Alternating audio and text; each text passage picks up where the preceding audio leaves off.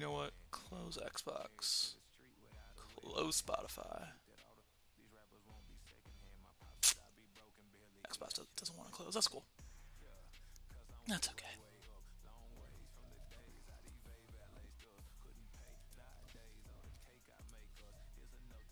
All right.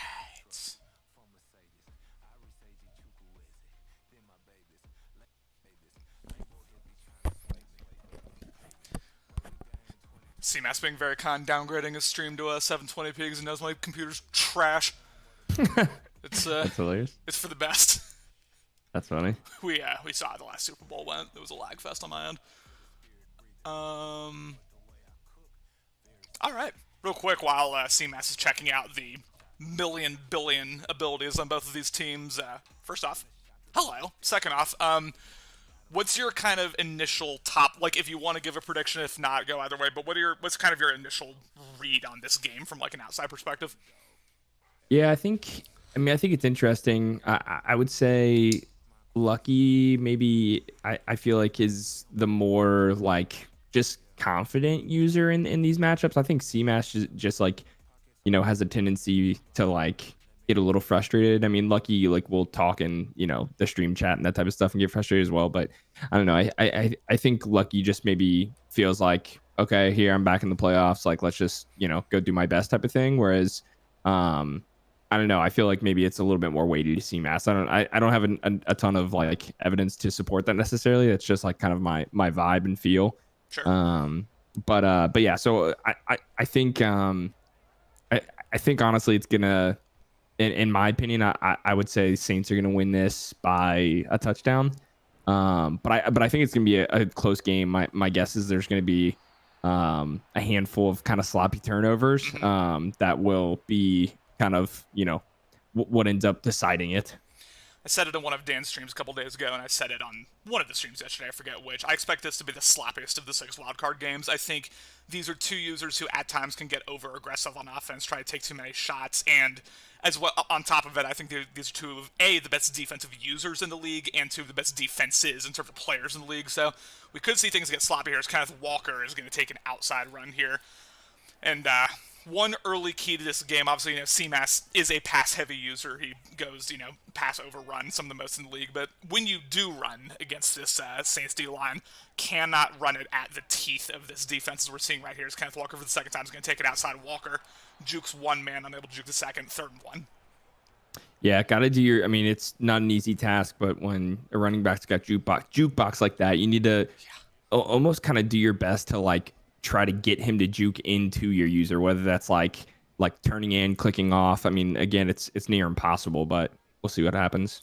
Absolutely. It was an RPO setup as he sets up for the pass as we have a cut stick, but Kenneth Walker able to fall forward. And that's one thing, like Lucky, when you come out in trips, especially to kind of the wide side of the field like that, he will 100% of the time play the pass. He's very, adept at picking off those RPOs. So, if you're able to, that's easy way to get the run going. As I said, CMAS is pretty pass happy, excuse me. It looks like we're going to see 4 straight runs to start off this game. Caldwell making a series of adjustments. He will hand this ball off. Not a ton of room, but again, Kenneth Walker able to fall forward. Yeah, able to get 4 yards there. Yeah, I mean, I think he's getting 3-4 yards a pop, so he's probably feeling like until it gets stopped, he'll do it. Maybe we see, mix of play action here to kind of switch things up a little bit, keep Lucky on his toes. Dom Monk, the 99 speed nightmare over there, as he will drop back. Might end up taking the deep shot. He will not. Instead, Corbin Caldwell smartly, because I saw no one open, throws it away. Yeah, I was a little nervous he was going to try to fit that to RB there, which was kind of the slot receiver on the in route. But yeah, throws it away wisely. And it's tough to say this for the second leading receiver in this league, but sometimes I think Dom Monk's a little bit of fool's gold in these games. Leave it quick! Nearly intercepted by 44. A questionable read, questionable throw by Caldwell on the drag route as CMAS forced to punt this ball away. But kind of going to the Dom Monk point, I think sometimes CMAS can get way over aggressive towards Dom Monk. He's behind the DB by two steps, so he says, "Fuck it, I'll just throw it up to him anyway." I don't know. I almost feel like CMAS's offense is better when Dom Monk's not in the game, but that might be a little bit too hot of a take for the airwaves right now. Dana going back to predictions, saying Lucky and it will not be close. Wow. I disagree. I think it'll be close, but I probably have Lucky with a slight edge as well. Yeah. Yeah, I do think it'll be close, like I said pregame, but that was not a great end to the drive there. It started off really well for CMAS, just moving the ball, kind of doing what he needed to do, and then back to back plays where just kind of fell apart a little bit. Now, Lucky on offense has found a level of passing efficiency that you don't normally associate with him, frankly. Obviously, a really good receiving core that he's kind of built primarily through the draft. Marlon McMullen, one of the better AI quarterbacks, is probably, I mean, it's probably what Rowe, McMillan, and McMullen, 1, 2, 3 in any order, however you want to put them. But he's really found a level of efficiency that normally doesn't have. Is oh my god, it gets bowled over, but Sharpton again, one of those AI receivers, Yeah. able to get a big gain and a decletion. But what do you think Lucky's kind of offensive keys to the game are against this really good Chicago defense? Yeah, I think you just have to give or take what they're giving you. If that was a really good read right there. You just don't need to force anything. I think like we talked about before, Lucky's one of these guys that I think when he starts to feel a little panicked, he'll force it, and a strong defense like this will make you panic.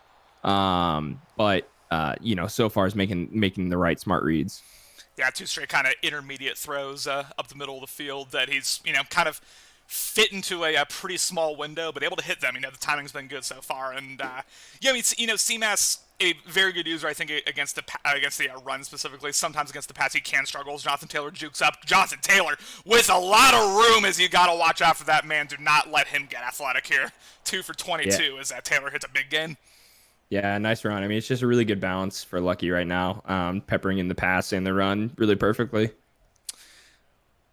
Well, it's me streaming, Wozy, but what I'll do is I'll move my microphone a little closer to my face, and I'll get louder! I'll get louder. I'll start yelling every play as McMullen will drop back quick, dump off to Alvin Kamara, who is in this scheme, he is the backup running back, but still a lethal threat out of the backfield, as we saw right there. Nice. Yeah, I'm assuming. Yeah, does he have him as a fullback in as well, or maybe just puts him in there on that play as a fullback? Yeah, yeah, noted fullback Alvin Kamara. Gotta love that. It's beautiful stuff, but good drive here from Lucky. Really nice balance. He's made some nice reads as he will now drop back. He's setting up for a slip screen here, which he did not see. Jonathan Taylor jukes up. Doesn't have a ton of room here. Still makes the most of that to get a gain of 4. Yeah, I don't know if he needed a juke there. I think if he just takes that to the right side of his blocker and then saves that juke for when one of the defenders gets there, he would have got a couple more yards, but probably not a touchdown regardless. First red zone trip of the game for either team is we have a stretch here. Again, Jonathan Taylor with a little bit of room. Jukes 3. Chicago Bears now 3rd and inches. 4 down territory, I'm guessing, for New Orleans if they get stopped here. But really the whole playbook up into you. So we'll see what CMAS tries to kind of prioritize with this defensive call here.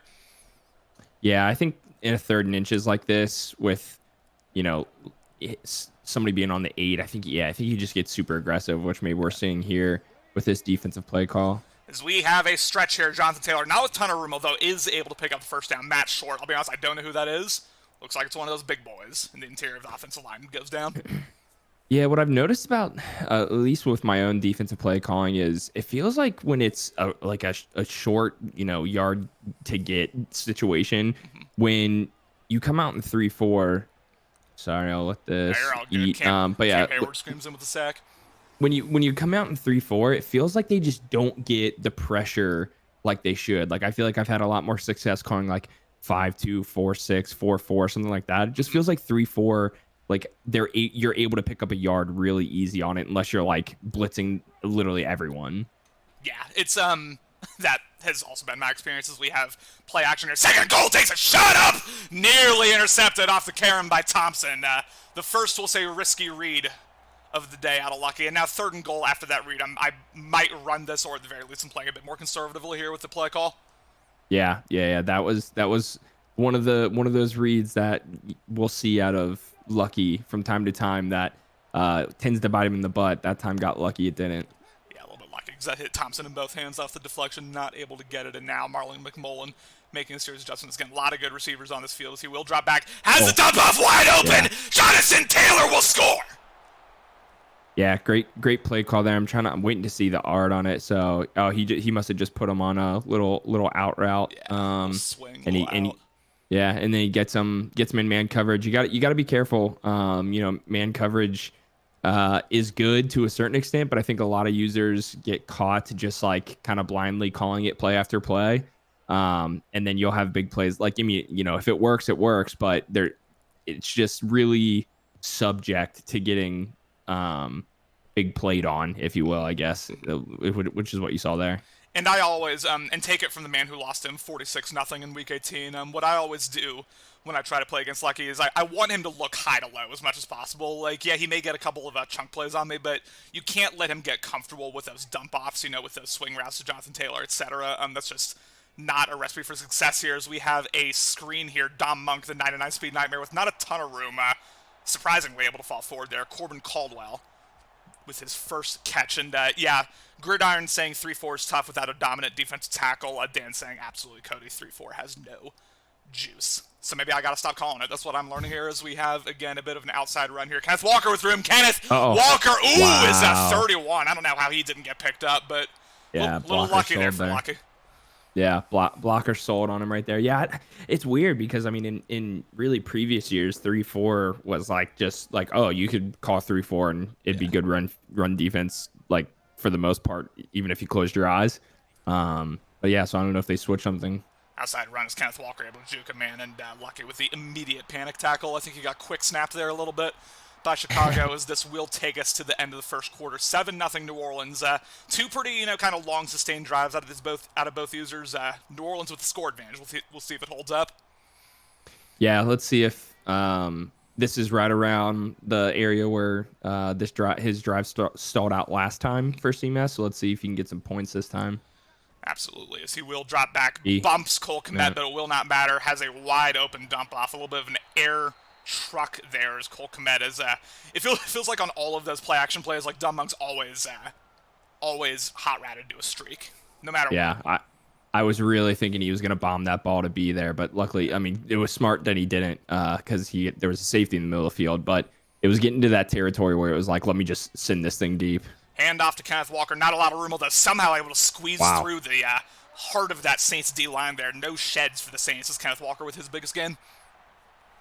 Yeah, especially with these quicker, more agile backs, you see them doing that this year quite a bit. Is just really kind of fitting in runs in between the tackles like that. Yep, this is a scheme that I'm all too familiar with here. As he will drop back, dangerous read, and DJ Moore not able to come down with it. Graves, one of two potential future Hall of Fame DBs on this Saints team, in the vicinity of that one, and that was a 50-50 ball. Yeah, close one. I mean, I think we know CMAS is just going to try to throw that up and let his guys try to go get it, but got to be careful. Could go the opposite way. And if it touches any part of DJ Moore's hands, he's like, "What the fuck, Madden? How is that not a catch?" Yeah. As off the jet touch pass there, Gregory Rousseau, one of the few actual IRL players on the Saints defense, able to come through. Now we have 3rd and long, and again, with Lucky having the possession advantage going into halftime, this is a pretty big play here. Bad usering by Lucky. Tyler Lockett wide open. Lockett sheds a tackle. Ooh. Almost takes it all the way. Yeah, Tyler Lockett, not known for going in there and getting hit. Surprised he didn't fall down right there. Now, certainly, yeah, IRL Tyler Lockett's, doing a possession catch animation. He's going straight to the ground. No interest in getting hit, and I understand with his physique, but all the playbook in the world available to here is he will hand it off. Kenneth Walker with nothing as the 900-pound nightmare Breesy just flab all over the place, just jiggling in the wind, able to get that shed. My goodness. Yeah, I mean, impossible man to block right there. I mean, that is, I don't know. That's a sumo wrestler. Do is Kenneth Walker with room, and he will dive in. Touchdown. Good drive for CMAS. Exactly what you needed. I think Lucky especially is a guy that's going to play better if you give him a 2-score lead. So kind of keeping the pressure on him is going to help CMAS. And one of my, it's a cliche out of me at this point, but something I always pay attention to is who's getting the ball coming out of halftime. It is the Saints in this situation, as Chicago started with the ball in this game. So New Orleans, in my opinion, is still in a really good position in this game. Obviously, you want to run down, if you are going to put a drive together, you want to run down as much time as possible as Jaden Sneed, who is actually the leading receiver on this team. Not able to do a ton there with the turn man. But real quick, to get to who's in here, we got CMAS listening in, obviously Cody checking in, but we got King, Dan, Gridiron, Alan, Justin, Wozy, Cloud, and I appreciate you all, baby. Thank you so much for making BLN as great as it is here, as we have another stretch here. Jonathan Taylor, with not a lot of room, makes the most of it just to get past the line of scrimmage. Yeah, good defense that time. Just got some good sheds. Wasn't able to get the blocks for the Saints, but we'll see what he does on second. Yeah, cover four, hard to run against in the best situation, and CMAS, I think, with his elite user against the run specifically, it just gets harder and harder. I've very rarely have I been able to run effectively against CMAS really throughout cycles, as he will now drop back. He will eventually the crosser open, No, threw it too early, and Campbell really could have picked that ball off.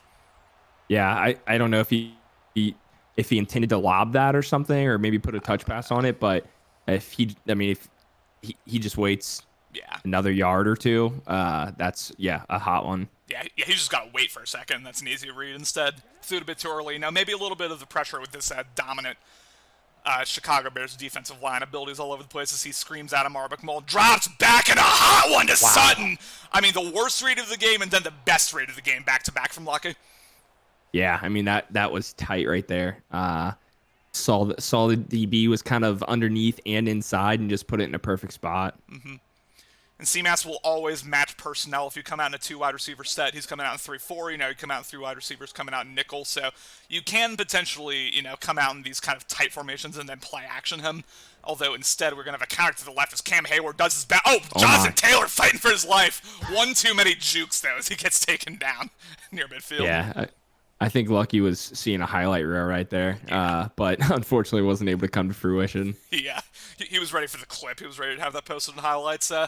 Not quite, unfortunately. But again, this is, it's been a lot of kind of like long, almost meandering drives from both users. This is only New Orleans' second drive of the game, and we'll see how much of this second quarter it takes up here. But I think Lucky doing a good job, in my opinion, of staying within himself as we have a power O RPO, but Sharpton able to juke out. CMAS expecting the juke there, played outside, allowed Sharpton to cut up for the first down.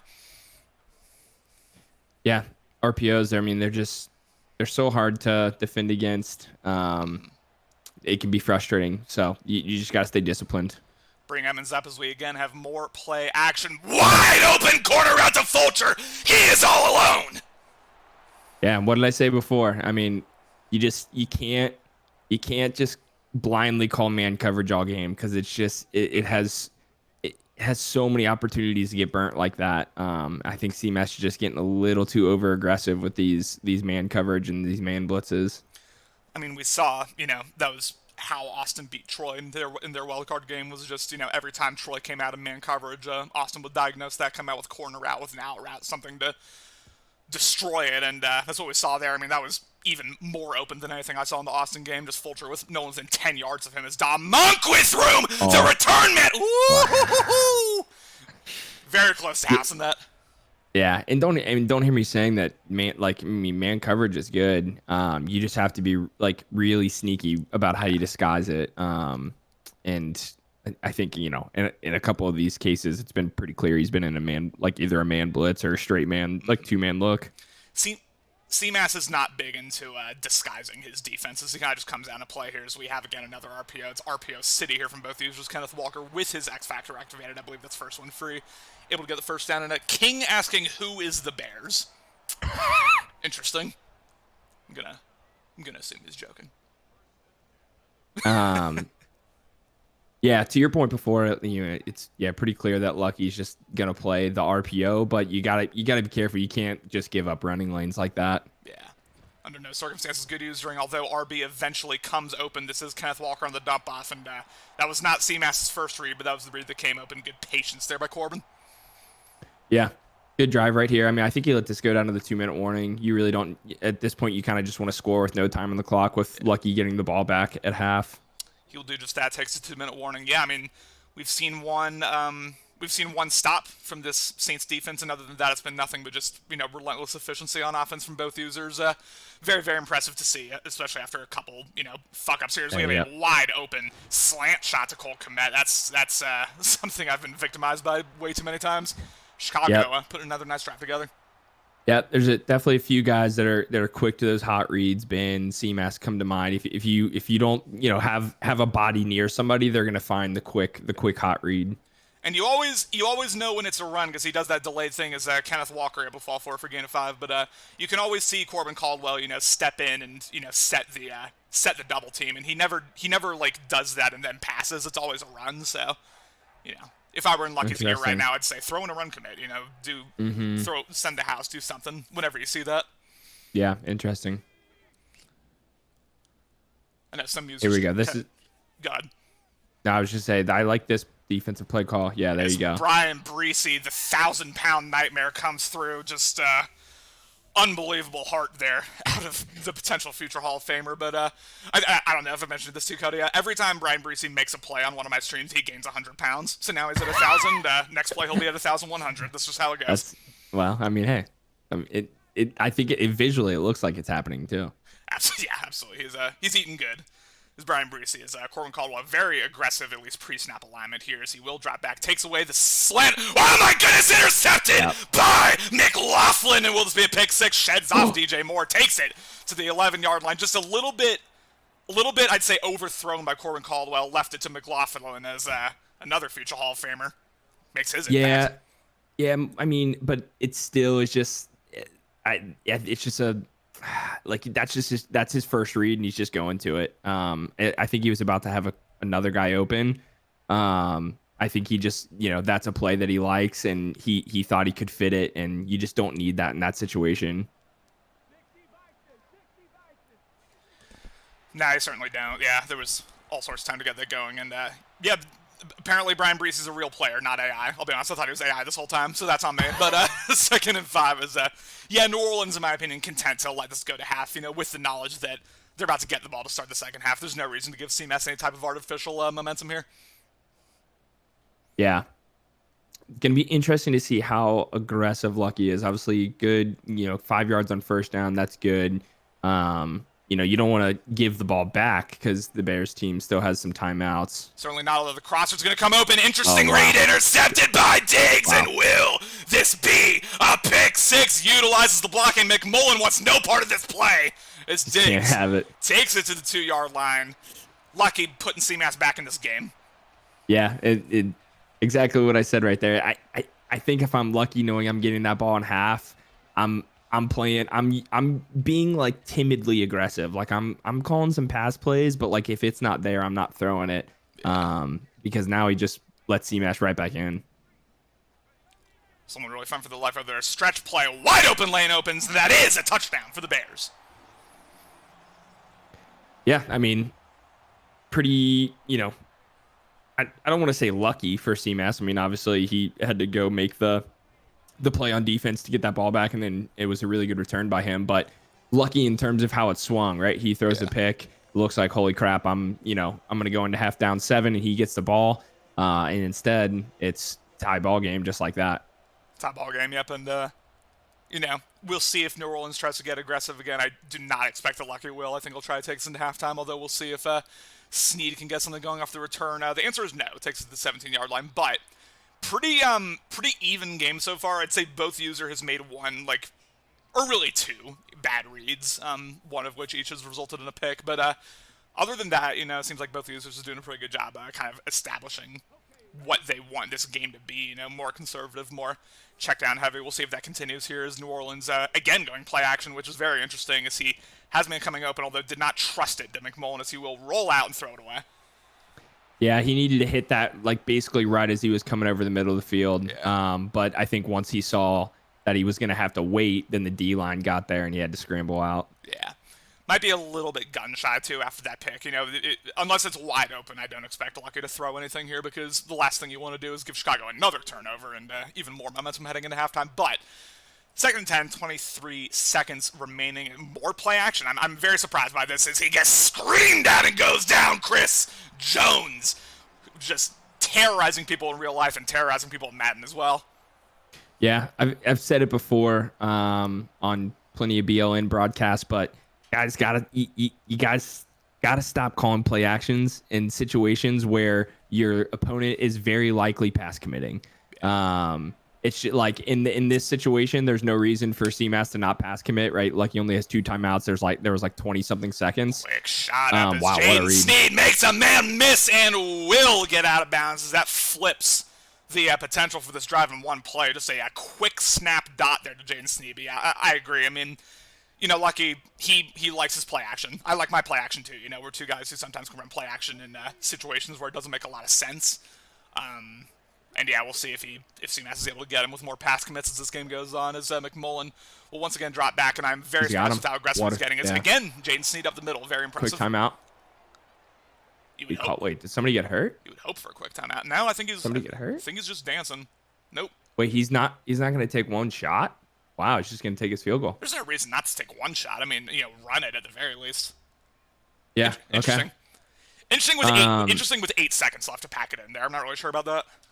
Yeah, and he's on the. I mean, I feel like somebody can get down the field in 5 seconds. If not, you can just throw the ball away. We have seen blocked kicks, but we will not in this one, as it does hook in. It does hook in. I got a little scared, but Lucky able to take the lead barely heading in halftime here. Saints 17, Bears 14. We got a good one here in Soldier Field. Yeah, kudos to Lucky. I mean, that was one heck of a response drive after a really bad pick to let CMS back in the game. So that should be a pretty big confidence booster, I think, heading into the second half. Absolutely. Yeah. Again, with the possession advantage coming out of halftime, the Saints will get the ball back. I mean, it feels like we've barely seen this Bears offense in general. It's been like one long sustained drive, and then other than that, we saw the short field there, and then it's just been a lot of this Saints offense so far. But again, we'll see New Orleans kind of double up here in terms of possessions. The field goal to end the first half, and now kicking the ball off is Patterson to open the second half, and we'll see if Sneed takes us out of the back of the end zone here, as he will not, which is for the best. A lot of Bears were coming in, but yeah, impressive by Lucky. We'll see if it continues here. Yeah. I think we're going to see a healthy dose of JT to open up this drive, just see if he can. I mean, JT's really had a pretty successful first half, so I think we're going to see him get him going here in the second half as well. I would hope so, especially after like 7 straight pass plays there to end the first half. As Jonathan Taylor with room jukes inside, able to take it for a gain, as we have an injury on the field, as that is Trayvon Diggs, I believe, one of those superstar DBs going down. Yeah, good run. Once again, though, I don't know that he needed a juke. I think if he just turns that in and he probably has a touchdown, I think that's probably just when you've got jukebox or whatever it is, it's easy to just kind of try to hit that. But nonetheless, first down. It's hard to know when to do it and when to not. Jaden Sneed with remove, and if he had gotten past Stevenson, may have been a house call, yeah. But McMullen, 11 completions, 211 yards. There's been a whole lot of chunk plays here for New Orleans, but also that interception kind of looming large. But yeah, you have evasive, you have jukebox. Sometimes you just want to, juke, and sometimes it's not the right approach here. As a strong power goes for nothing. Jonathan Taylor gets shut down. Yeah, good job by the Bears front there to just kind of stay in their run lanes, get the sheds, and bring them down for a gain of nothing. Really nice. Now 3rd and 1, the whole playbook open to you at this point. I'm probably coming out under center and then either going play action or just running it, depending on the look, I guess. We have a read option as he gets screamed at and goes down, and now 4th and 3. After that loss of 2, will we see aggression here out of Lucky, or will we punt this? It does look like the punting unit's going to go on the field.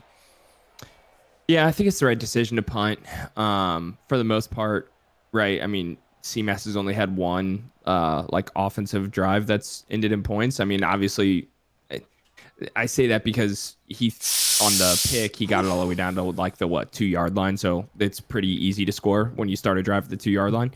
And so I think that's the right decision to punt. I did not love the 3rd down play call by Lucky there.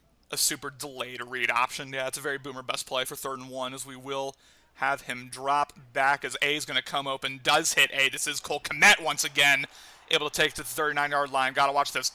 I mean, there's so many weapons on this field you got to watch out for. Dom Monk, but then Kenneth Walker and Cole Kmet in the passing game are probably 2 of the most targeted players on this team. But yeah, we'll see if Lucky's able to kind of get back in this game with a stop here, as, again, Corbin Caldwell pointing out the blockers. And, again, 100% of the time, it's a run when he does this.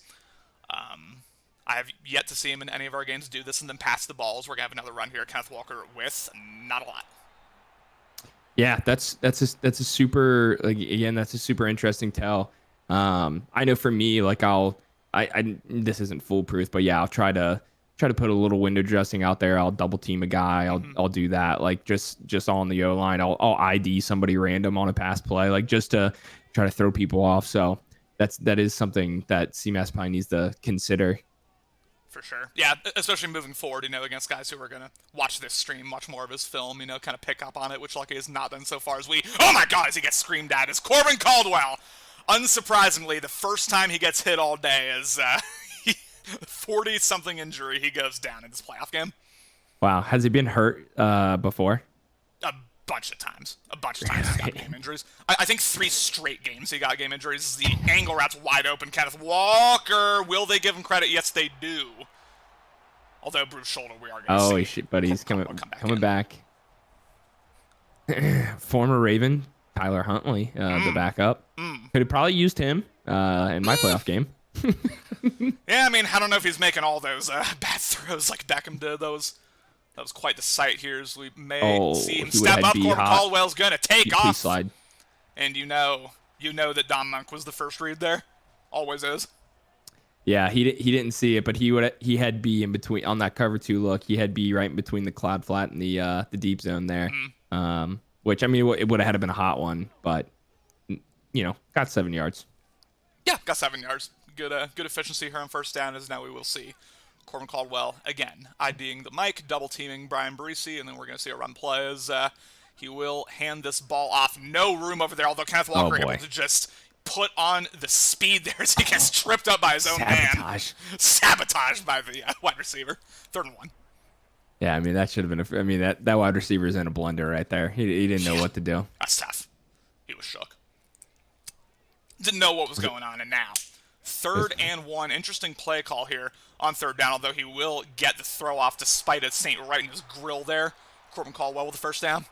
Yeah, got to be careful. I mean, I know it's playoff football, and you really kind of throw injury concern out the window, but these little play actions, he's already hurt once, and we know when a player gets hurt once, they have a higher risk of getting hurt again, and he had a Saints player screaming down his face right there. His injury's probably down to like 20-something now, it's like he's a paper tiger at this point. We'll see what he's able to do as he will hand it off once again. Kenneth Walker with not a ton. I mean, Kenneth Walker has not had the most explosive running day possible, but it also feels like every time, he's getting, 3, 4, 5. Like, he's been consistent, if nothing else.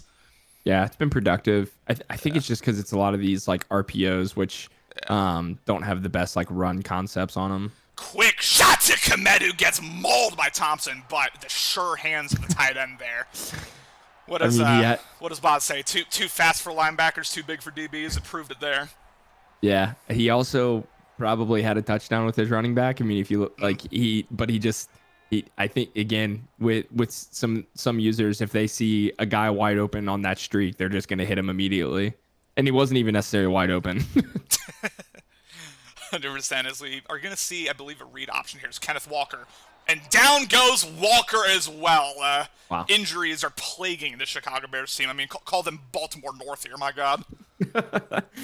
Yeah, it's brutal. Hopefully, luckily a running back obviously is not going to hurt as much as a quarterback. Sure. So. For sure.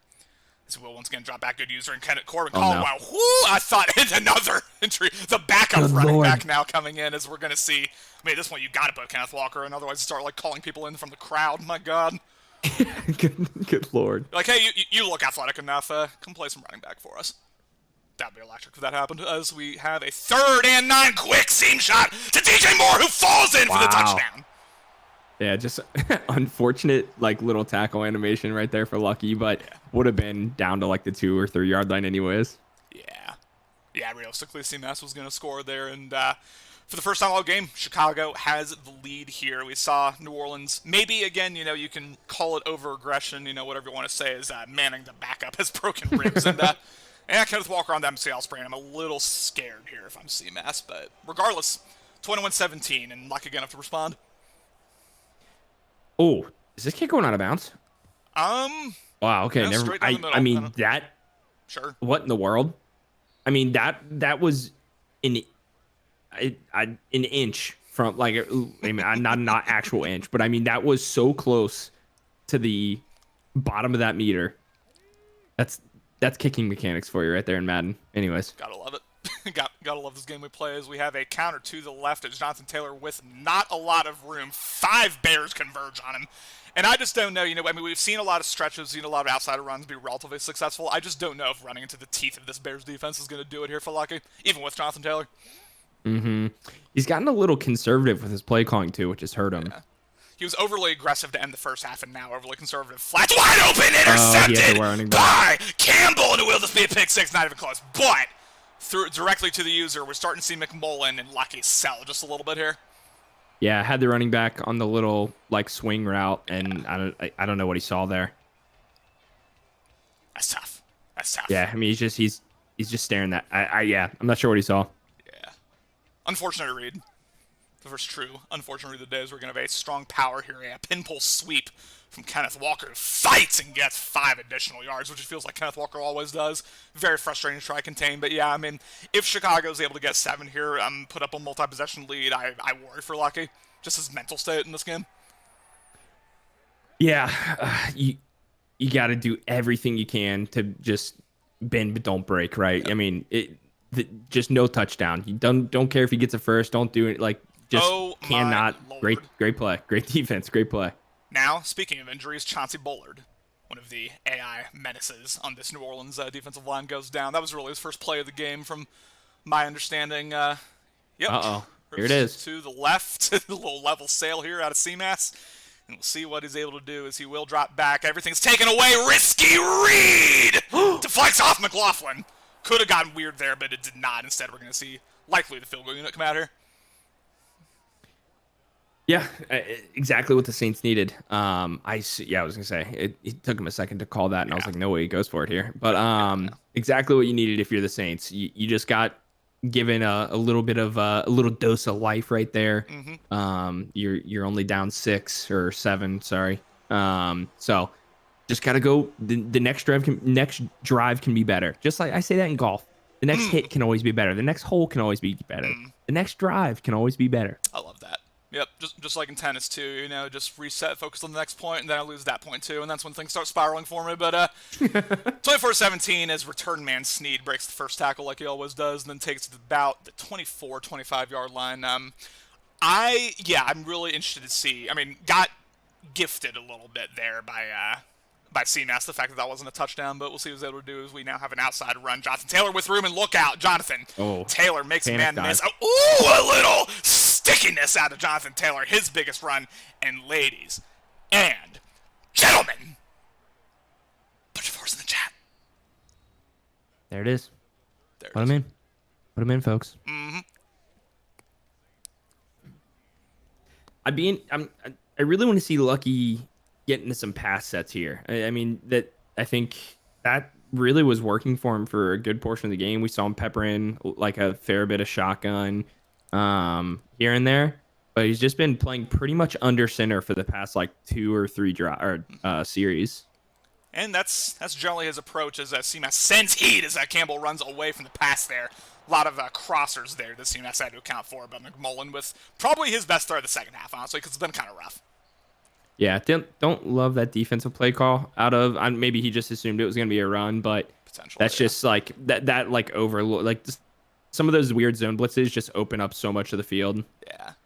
I mean, you got to take the occasional risk, send some heat, but he kind of like left his user on a bit of an island there with no computer DBs to back him up there. As again, we will have more play action here. He's going to have the crosser wide open. What? Has it wide open? I don't know what he's looking at, but Taylor able to bail him out there.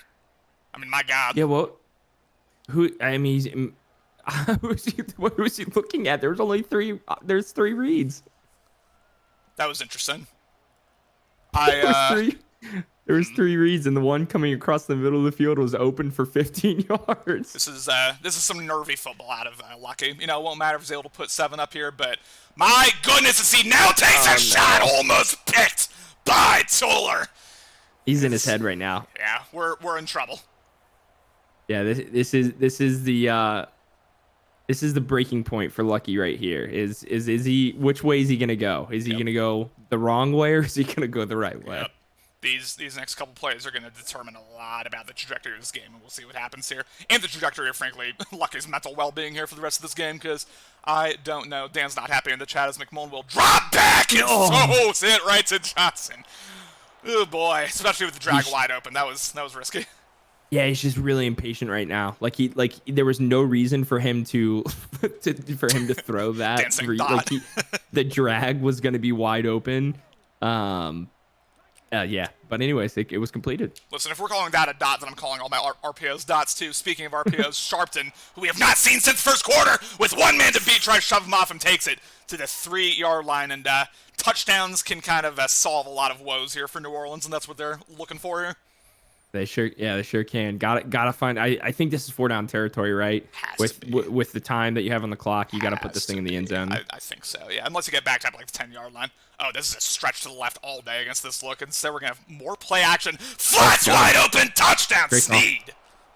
Yeah, great play call. Was that? I want to see the yard on that one. Okay, yeah, that PA boot. That's a really fun play call. Yeah. I mean, obviously rolling out to your left with a right-handed quarterback is going to be a little bit weird, but you saw he just kind of canceled the play action, so he sets his feet. Really, at least that's what it looked like he did. It was really smart out of Lucky. I mean, I say this is some of the horrible red zone offense, but like those multi-level like out routes where you have one guy in the flat and then one guy, kind of running to the back pile onto the end zone, those can be so tough to stop on defense because like you're not, you might prioritize more shutting down the middle of the field. You're not necessarily setting up like Mabel looks on the side. There's a Dom Monk with not a lot of room. I always watch out on those tackle battles for strips. I don't know if return man like stops those, but regardless, 24-24, and we're setting up for a really fun ending here. As Dan, very impressed with some of the dots that Lucky threw. See what CMAS can cook up here in this drive. Absolutely. Looking through his audibles, looks like he is gonna put one in. I'd continue establishing Taylor here. I mean, he has not been shut down as Corbin Caldwell gets taken down by two Saints there, but Rousseau gets credited with the hit there. Yeah, I was surprised he audibled out of that run. Felt like it was a pretty decent look, but maybe he saw something I didn't. Maybe see something I don't hear either. We shall see as he's going to send Monk on a crosser, which I like a lot. Intercepted by the user by Baker, and Dom Monk prevents what could have been a pick six. Through it, I mean, that's why sometimes I think sometimes like CMAS locks in way too much on Dom Monk, and I think we saw it there. Yeah, I mean the user was there the whole way. I just don't know. I don't know what the plan or thought is there. As man has the momentum as this game flipped. Yeah. Jonathan Taylor jukes up in a one-play touchdown. Great cutback, and wow, what a series of events that have turned over here. I mean, 2 like IRL minutes ago, Cody, we were talking about like, is Lucky about to throw this game away? He seemed shook, and now, like 5 plays later, 2 touchdowns later, here we are at New Orleans with all the juice, all the life in Chicago. Just gonna have to respond. I mean, again, you got to recognize, like that sucked. That was a horrible sequence for you, but only a 1-possession game. You still control this here. Just got to kind of shake it off and see what you can do here. But yeah, no more blind reads to Dom Monk, hopefully. Speaking of Dom Monk, he will take it out back to the end zone. Got to watch the return man, although a bunch of Saints are there. So we'll see what CMAS does. Yeah, in to our credit, I mean, this is going almost exactly as we called it pregame. We both said we thought it'd be close. Lucky would have the edge, and it would come down to like a couple sloppy reads, but both users would probably have some. Bucks sweep as the 1,100-pound demon Brian Breesy comes in, who, my goodness, just an absolute terror out there. Yeah, I mean, it looked like it was maybe going to work, but I mean, Breesy just made a big play.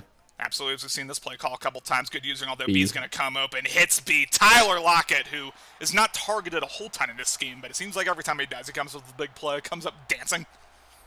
Good pocket presence by CMS there, stepped up, gave himself time, just hit the little, or hit that kind of little post route. And he progressed his reads in a way that was really impressive, given, 2nd and 13, like there was a lot going against him there. I was impressed with the way he, kind of like took control of that. Is again Gregory Rousseau. I mean, it's been the Rousseau and Breesy show here in the second half. I think he ran commit there. You think so? Yeah. I think he started to pick up on it. Because Oh, he 100% did. Yeah, 2nd and 15. Because it was only a 4-man rush on the play art, so he was able to do here 2nd and 15 as he will drop back. Corbin Caldwell steps up and he will throw it as Tyler Lockett gets decleated by Warner, but it will not matter. Gain of 13. Good patience again by CMAS. Another Bears injury. Trey Smith getting hurt. Yeah, I thought he was going to take off there, which honestly did the more wise decision. Just kind of hung in there and hit the in route. Yeah, absolutely. Gave himself. It was almost Dan-esque, just like kind of taking control of the middle of the field, stepping up, right into the line of scrimmage, and then was able to get to there. 3rd and 2. Not a lot of room for Kenneth Walker. Falls forward, but this will be 4th and 1. Biggest play of the game. We're going to see no huddle here. I don't love no huddle. Trips to the left. Yeah, I mean, if Lucky was in like dollar or something, I wouldn't hate it. But we'll see what he's able to do here. Can't make too many adjustments here. You got to watch those false starts. What's he doing? Saw that coming. Too many audibles, and that'll back him up 5 yards.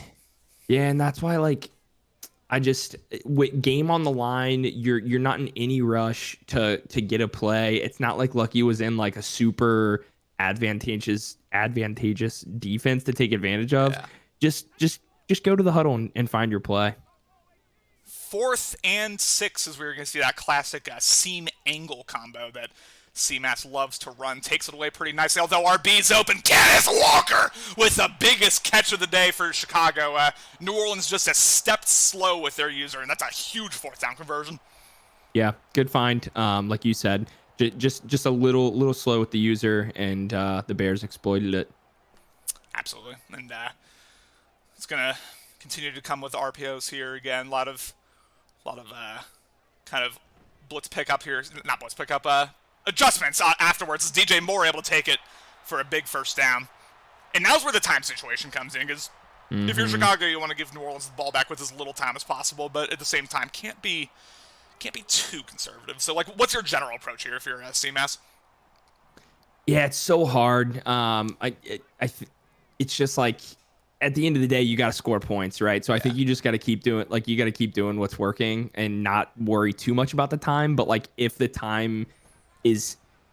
you're able to like that's a great run. He got 4 yards. Sure. I would let the clock run down. But you just kind of have to let the clock management come to you. You can't force the clock management, if that makes sense. 100% does, yeah. And with the knowledge that you have those 3 timeouts to kind of bail you out if you get into a weird situation later, yeah, you can let this time run down, as he does not. Instead, he will drop back, wheel route. Oh. Thompson in the vicinity hits off his helmet, I believe, and that'll be 3rd and 6. Yeah, and see that's why you don't like. I would take it down to the 2 minute. I mean, I guess in his head, like he's got an extra time, like, but I would assume he's going for it on 4th down, right? So, has to. Unless you were going to snap that ball right away, so you have the 2 minute warning as an extra timeout. I think you let it go down to the 2 minute warning there. Absolutely. Or as close as it can go. CMAS not really sure what he wants to call here, doing a complete adjustment here. Is now we are going to see, again, more adjustments. I mean, it's a lot of pre-snap kind of adjustments here. It's going to be offsides here on the Saints. It will not matter. He'll pick up the 1st down anyway. Yeah, not going to matter. What causes that, by the way? Because I'm not actually sure. Somebody said, I can't remember who it was, maybe Justin, that it has to like, and he saw it on a replay. It has to do with like the D lineman will like raise their hand up and like see the DN just did it there. Okay. I'll try to point it out, but Corbin Caldwell goes down. Brian Breesy with the sack, just nothing open there. Tried to take off, and that'll take us to the 2 minute warning. But a bad start here to this sequence of play calling. Yeah, but yeah, I had like I think that's at least what he said. Like the D line will like point and their hand will be over the line of scrimmage, and I think Madden triggers it then, which is like insanely dumb. I hope no one's like scummy enough in this league to intentionally exploit that. Yeah, that would be rough. 2nd and 13, as he will once again drop back. 4-man rush. Good using. May have briefly had B open. Will not take it. Instead, Corbin Caldwell with nothing, and will throw it away. 3rd and a lot. I don't know why he stopped running there. It felt like if he would have kept his momentum, he could have used the running back or whoever that was out wide as a blocker. Potentially. I think he was waiting for that crosser to come open. I think once he realized that, it was kind of like an awkward positioning, just didn't work out. Drops Mason back. Really good using, although Mason a step slow. Moore runs a man over. Oh my God. And now if I'm New Orleans, I start calling timeout. Yeah. Yep, there it is. I was gonna say, yeah. You can't get a 1st down. You just go ahead and use your timeouts. If he gets to the end zone, you need to leave as much time on the clock for yourself as possible. Mm-hmm. Yeah, absolutely. At this point, it's on you to preserve the time. With it being 1st and goal, we've seen 2 jet touch passes already. Both of them have been disastrous. They've gone for like a loss of 3. So we'll see what happens here. Is DJ Moore with room? Wow. DJ Moore's gonna saunter in. If it doesn't work the first or the second time, try it a third time, and Third it time's the did. charm, baby. Third time's the charm. Let's get it. Iowa State really came back against BYU. My goodness. Sorry, college basketball talk for the folks here, but 31 to 31. Now, minute 42 left, 2 timeouts. All you need to do is get in field goal range for a shot to win Yeah. this game. I'll be very interested to see what Lucky's approach is here, play calling was. Yeah, I mean, this is a moment as a Madden player where you're like, perfect. Let me go dial up a drive. The problem is we've seen a couple of bad reads out of both users, so you really need to lock in and make sure you're not making any ray rays. Going to overtime is not the worst thing in the world as opposed to, trying to force something here. I'll be interested. I mean, there was a time where Lucky was just like way too play action happy, way too aggressive, and then like you said, it seemed like he got overly conservative. We'll see if he finds that balance here as McMullen will drop back. I don't see anyone. Risky read! Ooh, Stevenson really could have picked that off.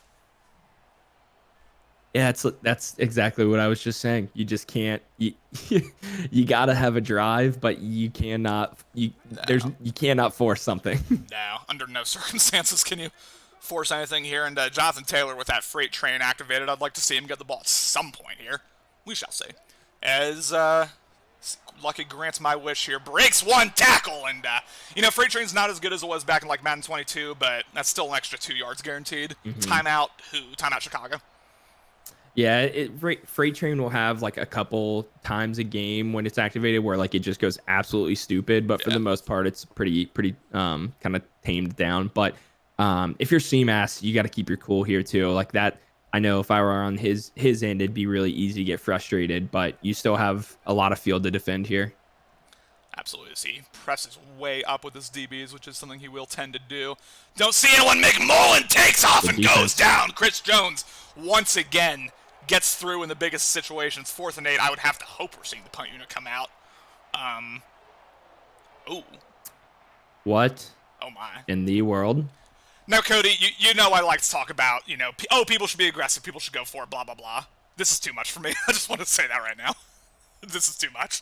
He only has 2 timeouts. Maybe if he had 3, but he's basically losing himself the game right here. I mean, CMAS has not played well enough offensively for me to be like, if I'm punting this ball, I'm like conceding the game. He's gonna drop back here. Risky read intercepted by Campbell and Will. Dive everyone. This be a pick six. I'm letting him score. No. Not able to. Campbell gets the pick, and Lucky may have just thrown this game away. That's gonna be an interesting. And yeah, see, look, if he's kneeling it. Yeah, he only has 2 timeouts. Yeah. Like if you don't convert that play, you're handing him the game. That was, yeah. I mean, this is not a situation like CMAS has made bad reads. He has not been like super efficient today. Like this is not a situation where you're like, maybe like Austin, where it's like, if I punt this ball, I'm giving him the game. He's just going to drive down and kick a field goal. Like that's not the case. So. This is surprising to me, as we are going to see the kneel come down. And, New Orleans, knowing the math here, they're not even going to call their timeouts. They're just going to see if they can ice him. But yeah, that was interesting. Let's see. So he will be able to call timeout here. Yeah. I mean, the question is here, do you want to, what? Okay, so like the question is, do you want to, give yourself like 20 seconds left to maybe get in field goal range, or do you just want to ice him? Like those are your 2 options here. Obviously, New Orleans has picked what they want to do. They're just playing for the ice, but I have a lot of questions for Lucky about how he's handled this. Yeah, I mean we know I'm one of the more, if not the most conservative like users in the league when it comes to taking points and going for it on 4th downs. Yeah. But that was just, I just don't know. I don't know in what world it ever makes sense to go for it when if you don't get it, like that means you instantly lost, right? Like I could understand if you're like, oh no, but there's a chance. Like no, like if he was not forced to go for it, he didn't have to. He could have played defense. but he went for it As and we are going to basically see the chose to kick go lose. up and good, and the Chicago Bears will walk out of Soldier Field potentially with a handed to him victory as Corbin Caldwell and company move on. Wow. All right. I mean, I think wow is all we can say there. Yeah. Great game, honestly. Like both users, it was a little off and on. I would say for both. We can say there. Yeah. I can hear myself. Jesus. Great game, honestly. Like both users, Yeah, just mute it my was a screen. little off and on. I would say. So many good friendships, relationships in my family. Someone's gonna have to mute me in the background because I'm super. Okay, thank you. Yeah, both users storming in here after that one. Appreciate you both for coming in. CMAS, congrats on the dub, 34-31. Couple injury scares, but it looks like everyone's gonna be back for the divisional round. Before we get to questions, how we feeling? I'm feeling pretty good. That was a fun one. We both, I feel like, had some brain dead moments for sure. And I mean, what would you expect from a Lucky CMAS game without having some brain dead moments? But it was fun. I feel like there wasn't a lot of EA fuckery going on. I mean, it just felt like a pretty clean game, except for we just kind of made some bonehead mistakes. And when I saw Lucky coming out for that last fourth down, I was very surprised. I thought he'd make me work for that field goal. I just was like, man, he must have a play he really likes here. And I don't know. I think he might want that one back, but I appreciate him doing that. And we're just looking forward to our next game. Yeah, that took me a while to figure out. I'm not gonna lie to you. Yeah, I think my question really, because I obviously have a question for Lucky, but my question for you. Okay, yeah, my question for you. You obviously have a question for Lucky. Fuck you. Yeah, no. But I mean, but it's like you're going up against the Saints defense that has like a million different weapons. Obviously, a really, really good secondary with Graves and McLaughlin. Very lethal defensive line. Breesy and Rousseau both got in multiple times. As an offensive user going up against that, like, what were you trying to avoid the most? / what was your general game plan to like try to account for what the Saints had out there? Well, my game plan, which I kind of fucked up on one play, which was basically don't try to monk it, don't force it to monk, which is what I get tempted to do because I'm like he can get open, but pretty much against anybody except for these two Saint AI potential future BL Hall of Famers that are both really, really good players. And so my goal was let's focus on the run. We're gonna double team that mammoth of a man, Brian Breesy. And see if we can get a run game going. But we didn't. So, I mean, we did enough. But my game plan is basically play fairly conservative because I knew that we both tend to make mistakes. So I was just going to be like, let me play conservative and see if he can make more mistakes than me. Yeah. And it kind of felt like that's how it ended up. He just made one more mistake than I did. Cody, if you could lead this real quick, I'll be right back. Yeah. For sure. Yeah. CMAS, I think, yeah, for me, what would you say? Was there ever a point in the game where you were like, oh crap, this is not looking good for me? Or did you ever feel or did you feel pretty confident most of the time? No, there was a couple times where I was like, early on, he had, I think a 2-score lead or was getting close to one. And I was able to come back and score, and I was like, thank God, let me get something going here. And then again, where I was up a score, and then I had the ball, and I'm thinking, all right, let's go up 2 scores, and then I made a bonehead, one of my brain dead plays, and then he scored immediately after, and I was like, oh, here we go. Like, oh God, here we go. But I just try to have a level head, and I'm pretty famous for getting in my own head, and something doesn't go my way, which there are a few times I feel like I could have had a couple more picks that didn't go my way, and I could have easily been frustrated, but I was just like, it's okay, it's cool. And I actually, ironically, I was listening into the stream, which I always do whenever I'm streaming for a BL stream, and I heard Connor was just like, hey man, calm down, it's only a 1-possession game, you'll be fine. And I'm like, you know what, Connor, you're right, it is only a 1-possession game. So it kind of settled me in there. Shout out to Connor for that one. But yeah, there were definitely times where I was like, but we were able to kind of settle down a little bit, and there were times Lucky kind of helped me out and threw me a pick, and so that kind of got me back into. So you're welcome, Lucky. Yep. We'll for sure. We'll get back to you for your thoughts on. I just got a noise complaint, so I'm gonna be real quiet for the next stream, ladies and gentlemen. We yeah, we'll get back to you for your thoughts on Yeah, you're good. your final game and like divisional round, etc. But for now, we turn to Lucky. Lucky, before we get to questions, what are your thoughts on this one? Obviously, I made a good chunk of mistakes. I kind of want to get out ahead of it. I have no regrets going for it. At the end there, if anything, I regret not going for it more in the third quarter when I had 4th and 3 on my own, like 45 or something. That's one that as I came out in punt formation, I thought, why am I doing this? But it felt like let's just let this roll, let our defense do something. At the end there, my thought process was kind of just that my defense was doing solid, but if you followed me at all throughout my career in BL, you know that I generally am good at keeping the big play from happening, but that I do a lot of bend but don't break, and I genuinely believe that my defense is good at being like opportunistic, but we do give up the underneath. We let people like kind of chunk their way down the field because we're avoiding the big things, and it works a lot of the time. But what I don't think it works in is when I'm trying to keep the opponent from going 30 yards to get in field goal range with 70 seconds to go.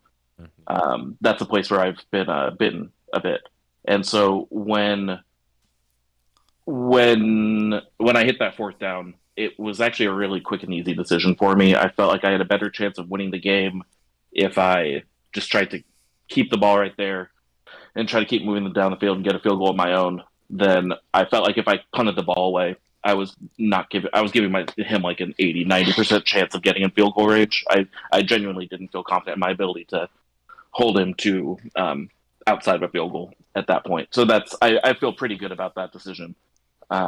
It's all the decisions leading up to that I'm not as happy about. There was a couple. Obviously, there's a number of bad reads in there. There's a number of plays that should have been picked off that weren't. I'm I'm more frustrated in reads I made that didn't get picked off than the ones that did. One of them was just a wrong button press. Another one was my receiver just not reacting to the ball for some reason. Yeah. Like it happens. It's stuff that happens. But yeah, definitely not the cleanest game out of me. Proud of the defense for locking in a little bit with the run defense in the second half. I felt like CMS was getting everything he wanted in the first, but they did a really good job of making some big TFLs and putting him in 3rd and long, 2nd and long, making him make decisions. Yeah, I mean, obviously, a number of plays I wish I could have back, but that's football, right? That's football. Yep. It's sometimes comes down to like 4 or 5 plays, and yep, that's just kind of the nature of the beast. Okay, so you covered the end of the second half. I kind of understand your rationale now. I'll ask you now about the end of the first half. You go into that final drive. Yeah. Up 14-7, 3 straight play action plays, the third of which resulted in a pick, essentially giving CMAS a touchdown there at the end. I will just ask, were you just trying to like steal points before halftime, or like what was your mentality heading into that one? So as far as the play action goes, I'll be honest, there's a lot of plays that I just like the route combinations and formations and everything that happens, and I just don't take the runner out of play action for some reason. It's a habit I've been trying to kick. The play action part is just I like the plays themselves. I don't care about the play action, not necessarily at all times. I got the ball with, I think it was like 80 seconds to go or something. My thought process, because he just threw the interception.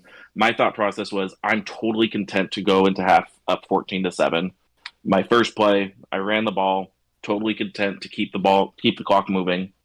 And then I think there was the next play was the interception where my receiver just kind of I clicked onto him to move in front of the DB that was coming in on the ball. Mm-hmm. And when I pressed Y, he just didn't animate. He just kept running past it.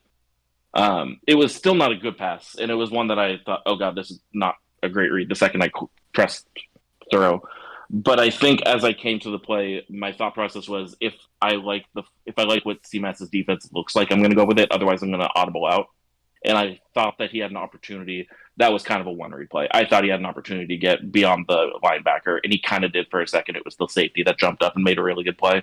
And at that point, it was, oh God, I just need CMS to not score here. And of course he did. And then when I got the ball back, again, I was kind of like, I can't force this. I can't let CMS make another big play. Unfortunately, I converted that third and long. Found a way to get in field goal range the next play after that. So it was a nice like 2 play combo. But I was pretty content at that point to run it out. I just didn't do a good job of it. For sure. Cody, do you have any questions for Lucky? I don't think so. Honestly, I mean, everything that I was gonna bring up, you kind of hit on for the most part. Just shout out to you. I feel like, I mean, you played a good game, and we've kind of said this since when already, but ultimately came down to a couple plays, and you know, and it swung in the favor of Chicago, and but I think you both, outside of, you know, like you guys said, a couple of bad reads here and there, played a pretty good game. Beautiful. Thank Well, you. I appreciate you guys coming. I just want Yeah, to man. make sure I get it out there. You guys have been doing a lot lately. Appreciate all of it. Appreciate it.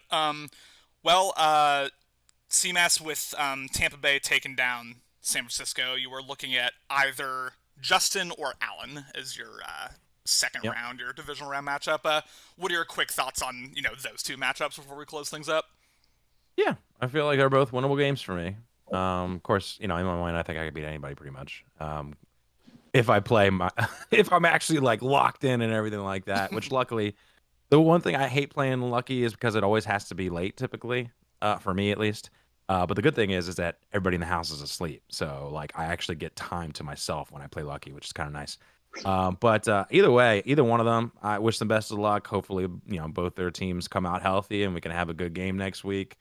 I don't, I don't think I've ever played Allen before in any cycle, so that might be my first time ever playing him. So I have no idea what to expect. And then Justin, I know exactly what to expect, but yeah, you never know when the TTE hits. That it could just put the team in shambles.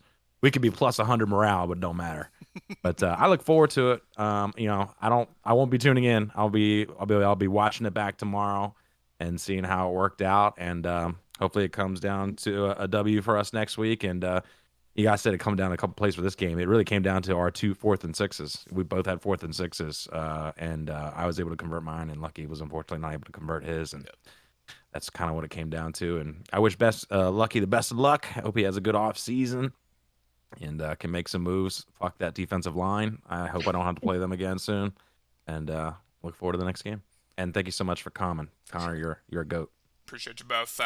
Yeah, well, it sounds like Justin's stream is up, so we're not even... Actually, No, you know what? Let's not cut the stream. This will be just a... We're just going to go straight to the Bustin' Justin here, and we're going to get things going, but I'll at channel real quick. Lucky and CMAS, if you're still in here, what's your prediction for this one for Allen versus Justin? Go ahead, Lucky.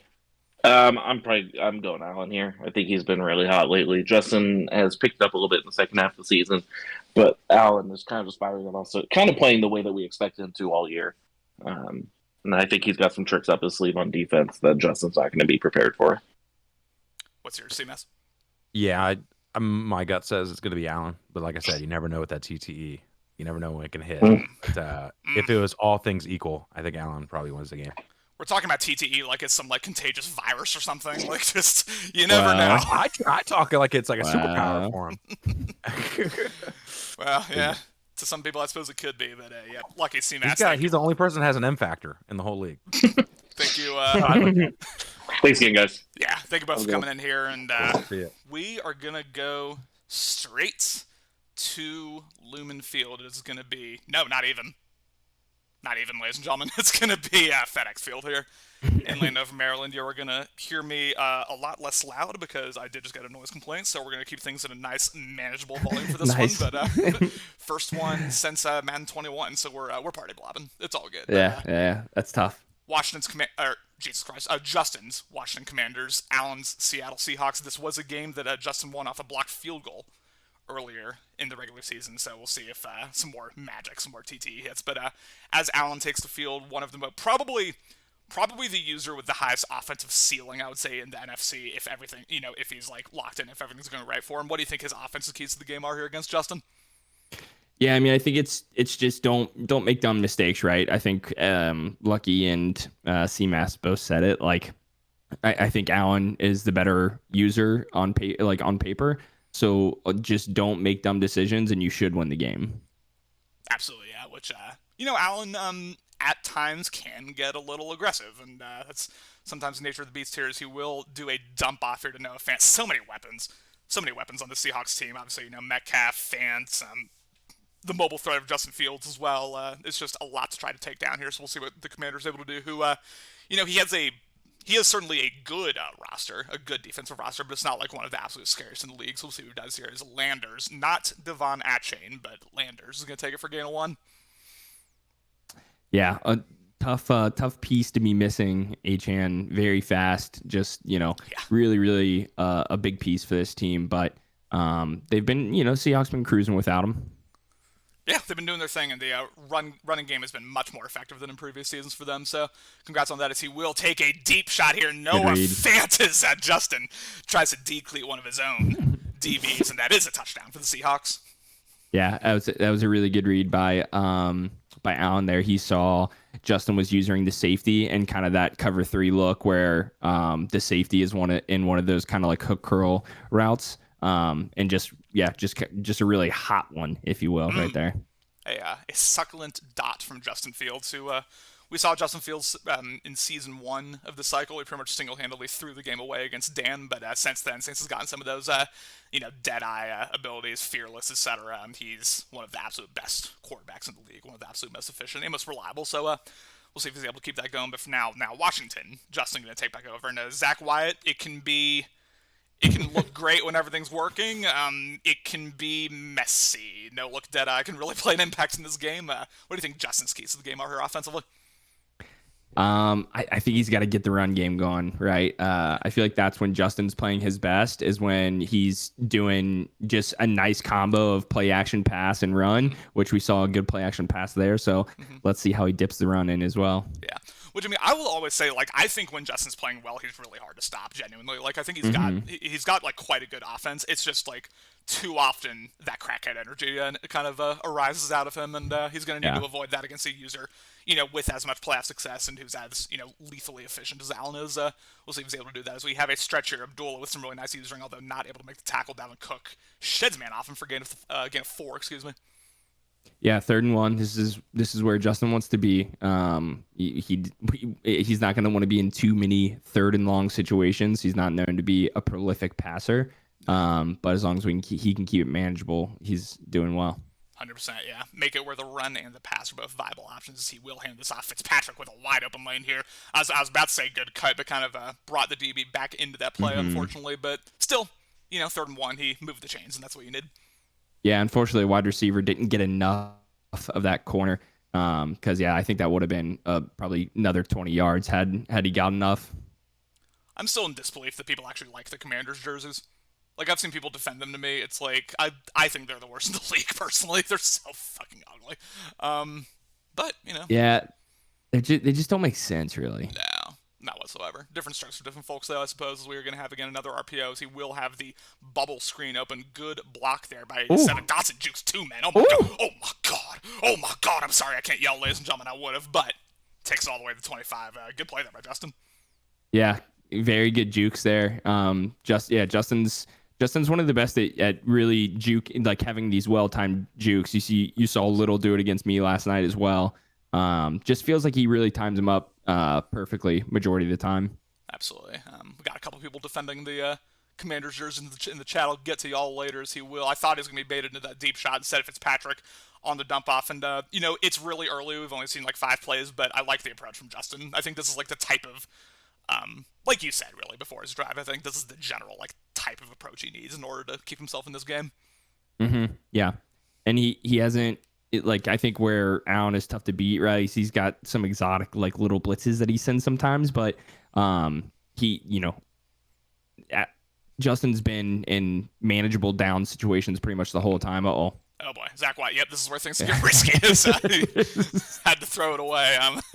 Able just to get that throw off. A lot of people defending the Commanders jerseys. All I'll say is, when Troy and I are able to do the jersey tier list after these playoffs, just tune in. We both have some thoughts about the Commanders jerseys. BYU almost hit a full court shot. Jesus Christ. That was close, but 3rd and 3. Again, keeping it third and manageable here is Justin. This one's slightly more difficult. Do you think already, do you think this is 4-down territory if Washington doesn't get the first down here? No, I think, but again, I'm a conservative user, but I think early in a playoff game, points just give you in a right mental state. Whereas like if you go for it, don't get it, you feel like, oh, I'm already behind the 8 ball. I use this play. A lot of users use this play. And sometimes it's Zach Wyatt. It took forever to throw that. It was open. Would have been a good read, but unable to get it is, like you were saying, we will see the field goal unit come out. Yeah, that's tough. Those plays like that, obviously, I think they can be good. But against a user like Allen, again, where he's going to send kind of these like aggressive blitzes, Yes. Those plays take a lot of time to develop. And you saw that happen right there. Allen is the king of the exotic blitz. He really kind of stymied Austin in their Super Bowl. Was that last cycle at this point? Yeah, I guess it was, but last cycle, that was his entire approach to, locking down Austin in a way that no one else really ever has in the Super Bowl. And there, it was able to just get in time before Zach Wyatt threw what could have potentially been a touchdown. 7-3, Seattle, obviously a huge chunk play on the post route, was able to get them their points, but we'll see what Seattle is able to do as we have another RPO. Abbott, the backup. We're going to see both. Ooh, oh, goodness, the little left stick, little stop and go. That was kind of hot. Yeah, that was I thought he was gonna get free. Like that was a nice little hezzy. I mean, Dan, have you forced 8 picks against Austin in one of your Super Bowls? Because if you haven't, I'm sorry, but that was, I think, on a different level. As we have a kind of weird, that was a weird animation there. It was almost like a counter, but 1st and 10 is Joey Feliz goes down. Okay, give me like a few minutes. I have to pee really badly, so you're solo for a second. You do you, boo. I'm sorry, Dan. Listen, I'm not trying to shit on your accomplishments, I promise. But, I mean, I think that was next level, personally, what Allen did to him. But here we go. 1st and 10, again, another RPO. 2 commanders in the vicinity. Thompson just screams at that. Oh, my God. It's about, other than using it yourself, that's about as well as you can possibly play an RPO. So now we have 2nd and 10, and I'm sorry, Dan. I'm sorry. Man. Can't talk down on your brothers like that. That's on me. I'm sorry. Again, trips to the right. We'll see a lot of trips looks and kind of bunch looks out of these Seattle Seahawks throughout the game. I would use someone over there. Just going to use Allen. That was interesting, but the ziggurat's wide open. Gonzalez gets laid the heck out as we got CMAS King Dan, Lucky Gridiron Nico, King Wozy Cloud in here. I appreciate you all. Let me know what has been, in your opinion, the most entertaining wildcard game so far. For me, it's Austin v. Troy. I thought that game was awesome. Close second, probably Lucky v. CMAS. Those were, I guess, the only real close ones, right? But still, really, really nice, and we will see what he's able to do here on a 3rd and 2. Takes a quick dump off, but Landers does not get the first down, 4th and inches. This is easy go territory, in my opinion, and I think if you're Allen, you have to have confidence in yourself to pick up the inches you need. Miami, Chicago, Seattle, Boston. Let's get it, baby. Let's get it, baby. That's a brother right there. That's a brother of soon to be 4 cities, and now 4th and inches. Very obvious man coverage, very obvious, and you gotta watch DK Metcalf on a seam here. There is so much going on. Oh my God, I'd honestly call time out here if I'm. Oh my God, your guy's out of alignment. 4th and inches. There's just a lot happening. You gotta hike this ball here if you're Allen, as you will, but the corner is wide open. Instead, he's going to take that shot. Metcalf does not have a step, although with a little wiggle stick, he's going to come down with the touchdown. Oh, my. Okay, I'm back. Touchdown. Yeah, touchdown. We saw it, so it was 4th and inches. He went for it, and he kind of chalks it up to DK Metcalf. It wasn't open initially, but Allen did a little wiggle stick there on the streak and able to come down with it, and now 14-3. That was tough. I think it was fine. Just the corner out was wide open, but when in doubt, chuck it up to Metcalf. Yeah, definitely. Metcalf's an absolute weapon. Yeah. Dude, he's saying I like the Browns-Titans game. Listen, I think a lot of people like the Browns-Titans game for reasons. We'll just say is McLaurin with that return man able to take his 29, and a little frustrating there if you're Justin, because you're one play from your DB away from getting a stop and having the momentum in this game. Instead, 14-3, you're just gonna have to get it going. It was not a bad drive from him whatsoever. In fact, it was a good drive from him. Washington just kind of stalled out in the red zone, so what he was able to do is we have a handoff here. Bush does not quite take that away. Good juke there. Really good by Justin to make the most of that play, because that was kind of dead on arrival. Yeah, like I said, he's got some king in him a little bit when he runs the ball, right? It's just like he finds a way to get, 4 or 5 yards when it looks like it shouldn't be, nothing more than a yard gain. Yeah. When everything is breaking down in front of him, yeah, you can sometimes like get things going as we have again another stretch here. Dalvin Cook does not get a ton, but does get the first down. Right there again, just a good cutback, well timed. I mean, I think Justin, like you said, Justin's looked good on offense. He just needs to find a way to get it in the end zone this drive. Yeah, that's what it's all about. Cannot try to match touchdowns with field goals, and I don't think he will. I think we'll see him get aggressive if need be, but for now, again, as we approach the end of the first quarter, Zach Wyatt making a series of adjustments. 5-man rush takes the shot to Dotson, and got to recognize, when Allen's kind of sending extra guys, look at where the blitz is coming from and throw it right in there because there's probably a gap just like that. Yeah, that was a nice hot read by Justin. That's going to take us to the end of the first quarter. 14-3 Seattle. It's been, I'm loath to say it's been all Seahawks because Justin was playing well too, but 2 touchdowns ultimately for Seattle, and we'll see what Washington and what Zach Wyatt are able to do here. Thank you, Cody, and thank you, Dan, for putting your teams in the chat. Much appreciated. As we're going to have a PA post concept here, really good using all the X. I don't know if X is open actually, but Morse goes down, or Morse gets the sack. How fast is Wyatt? He's not slow. I want to say it's like high 80s speed, mid 80s. Okay, gotcha. I think it was the right decision by him to step up there. Got to be careful. Can't do that too many times. You'll potentially fumble, but I think he was just trying to see if he could get loose there. 100%. And here is another classic play call here, a little hitch corners concept, which against a too high safety look, I like this a lot, but it's just a matter of can he use it in time, which he does. Instead, he'll go to the wide open dump off here, Dotson with not the first. Okay. You know what? Sure. I've never seen someone motion that hitch over. So, because I'm assuming he wants it in the middle of the field instead of fading over. But I don't think it gets open like it does if you keep it on that on that side, because he's got to run through the left tackle. I don't know. It feels like he has to run through more mess. I'm not gonna lie to you. That is the closest thing I do is the stretch gets absolutely shut down by former male stripper George Evans, just putting on a show here in FedEx Stadium. Ooh, calling him a baby too. Oh my god. Okay, but you do that as well? You motion that over? I do. Well, I think it depends on the linebacker look because, again, my general rationale is against a too high safety look, they should spread out enough where that, shot up the middle is open as long as the linebacker doesn't follow it. So I'm really just kind of seeing where the linebacker is and deciding from there. That's fair. Now, has it been super successful for me? No, but that's my rationale. Is we are going to have a screen. Good play call here as Allen was not prepared for it. The blocking kind of hosed him a little bit there. I'm not really sure what was going on, but still, get a 5. I tell you one thing that I feel like I never call is halfback screens. I don't know why. I don't know if it's because what was it, last Madden or 2 Maddens ago, they just they literally did not work. Or I don't know if it's just because I feel like the halfback screen's a staple to everyone's offense when they start Madden, and I couldn't tell you the last time I caught a screen. Again, at least a halfback screen. Here is Mason fighting, but still able to get the first down. Alton sent 7 people there. That was a spinner. I guess he did send 7, but last Madden I called barely any screens because I felt like they were super ineffective. Now they're okay. An occasional cross screen, but. Are they a staple of my offense? Not necessarily. 1st and 10. This is a kind of a wild play call here. As we're going to have an out route here to Mason. Mason with his 2nd straight first down. Fights for every yard. Yeah, good drive here. I think knowing Justin, we're going to see a run on 1st and maybe a run on 2nd. But maybe he'll surprise me. Yeah, we'll see. With what Allen's shown you, I don't think there's a huge reason not to run this, honestly. Although he's initially coming out in play action. Although, he's going to be able to dive. This will be a dive. Ooh. Oh, my God, Coleman. Just says enough of that. Pete's. That center got eaten alive. Yeah. Dan saying first day of Madden, I always check how the screen looks. Yep. Check the screens, check the counters, check the end arounds, all that.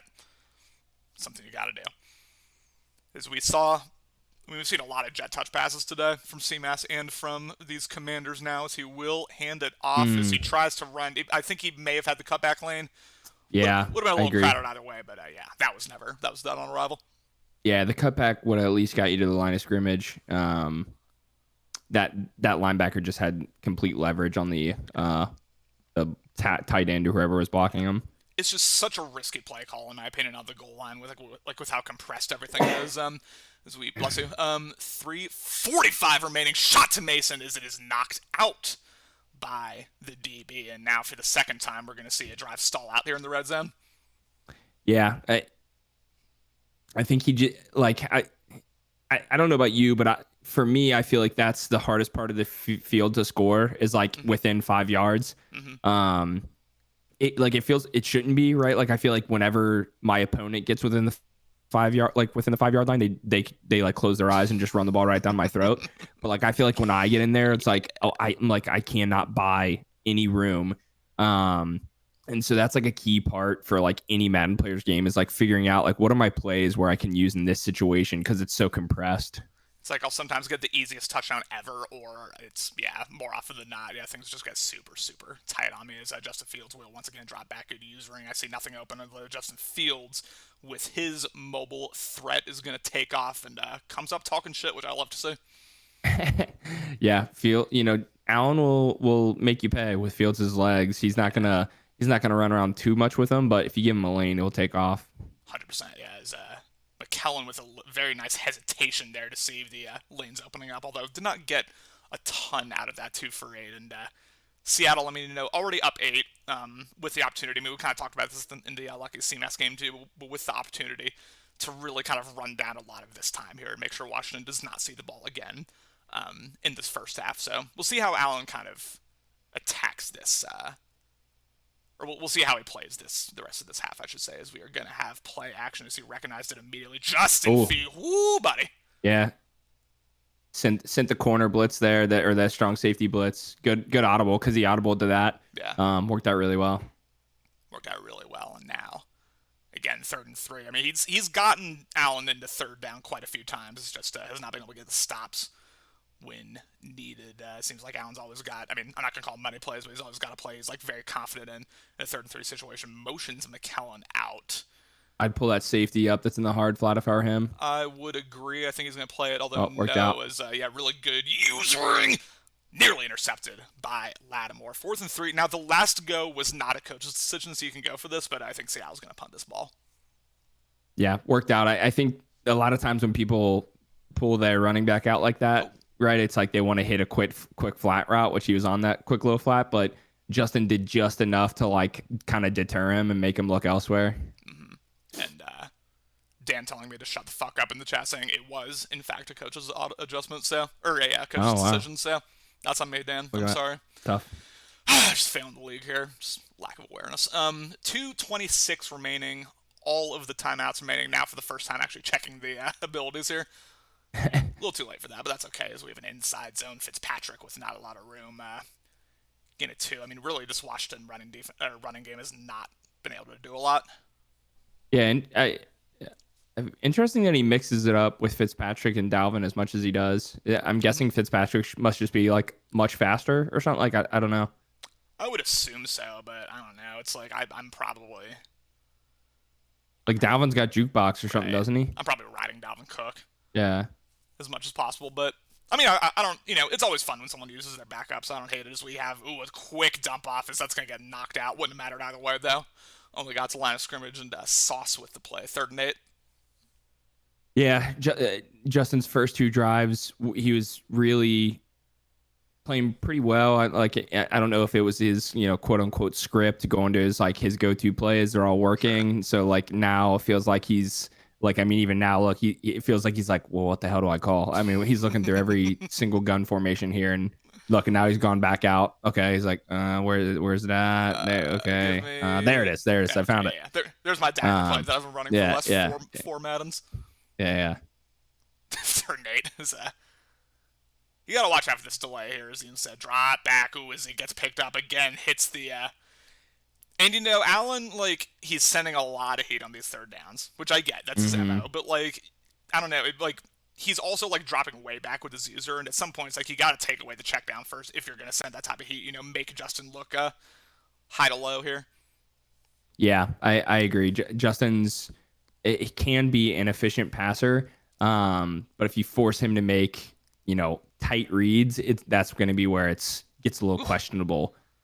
quick wheel route there, Dalvin Cook. That will be 2nd and 3. And I'm honestly a little surprised we didn't see no huddle here. No timeout, Washington. That didn't feel like ideal clock management to me, but we move. Yeah, you don't need a timeout there, right? I mean, even if you went to the huddle, I mean, what, it's gonna get down to 50-ish seconds, Like if that. 5-8 second runoff there. I mean, you barely move the ball. But regardless, we've seen him run this play once. It resulted in a near interception. We'll see what he's able to do here again. But 2nd and 3 as he will drop back. Really good read. Really good usering, but a really good read as well. Dotson with room. Dotson is going to take it out of bounds. George Evans sets him out of bounds. Gain of 25, and that's Zach White's biggest throw of the game.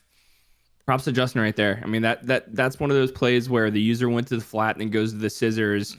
That's like, it's really easy as a passer to just stick to that scissors and think the user can't make the play, but he made the right read and hit the guy that he left. And really easy to look off the flat there once you see him as, oh my God, they are red. Well, not really, as the Seahawks DB is able to close in, but yeah, it's so easy when you see him initially use the flats to kind of like check that off in your mind to be like, all right, I'm not throwing it there no matter what. Yeah. But, saw that the user pulled off of it, and that's beautiful stuff out of Justin. Good patience, and now again under a minute left now in the first half. Could find himself in a good position here, but we shall see. He will drop back as the drag route did not have a lot there. I thought he was going to throw it to that out route, and I got scared. Yeah. A was the right read there. He just needed to throw it about a second earlier. Threw that one a little too late. Which my guess is he was looking at the out route and then went down to the drag. 100%. As again, not entirely sure what to call here as Justin taking his time picking a play. Is this playoff jitters, do you think, or is it just maybe not having the most, passing schemes in the world in your arsenal? Lord knows I've been there, but we'll see what happens here as Zach Wyatt once again. And you got to expect some heat here as, it's only 4-man rush this time. Again, wide open right in the middle of the field. This is Mims with his first catch. And, Justin's injury time out here from McLaurin, that's tough. But Justin's third down passing has honestly been really good this game. Yeah, it's been good. I do think it's probably just, Justin's not known to be a guy that's just going to sit and gun all game. So I feel like once, when he gets to this part of the playbook, he's probably just trying to dig through and find what he thinks is going to work. 100%. As didn't love the look there for the RPO, did Justin. I was going to make some adjustments. 43 seconds left. I'm not completely against running the ball here, but at the same time, against the Seahawks line is tough. Only a 3-man rush. Will have time. Goes to the dump off. This is Dalvin Cook. Smartly cuts out of bounds. No yardage, but he stopped the clock. Mm-hmm. Yeah. This is tough, right? Yeah. Because, did he get the ball first, or did Allen? Allen got the ball first. Okay. Yeah, this is kind of like an awkward part of the field here, especially with no timeouts. No timeouts. You don't want to force it.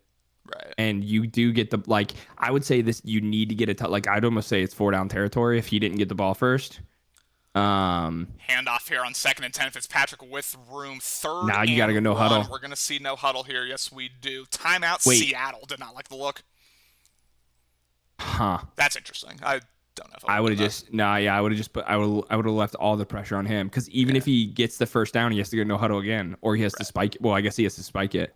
But because when the game's literally when the game's hurrying up on you like that on offense, all the pressure is on Justin there, in my opinion. Yeah. So come up with a hot route, come up with a read. I'm just I'm getting in a decent defense, and I'm just saying hit me with a dot if you can. In a no pressure no huddle situation, full back dive Bigsby with the first, but not a lot. And now again, comes a spike. He spiked this, and he does. Yeah. See, because then he went. Oh my gosh, is your audio doing that, or is it just mine? There's a weird cracking noise that's making me deaf. Oh Lord! I'll be honest, I've had the audio turned off all game. I kind of didn't even realize, but I think it's Justin's headset. I think it got halfway disconnected or something. Lord have mercy. I know.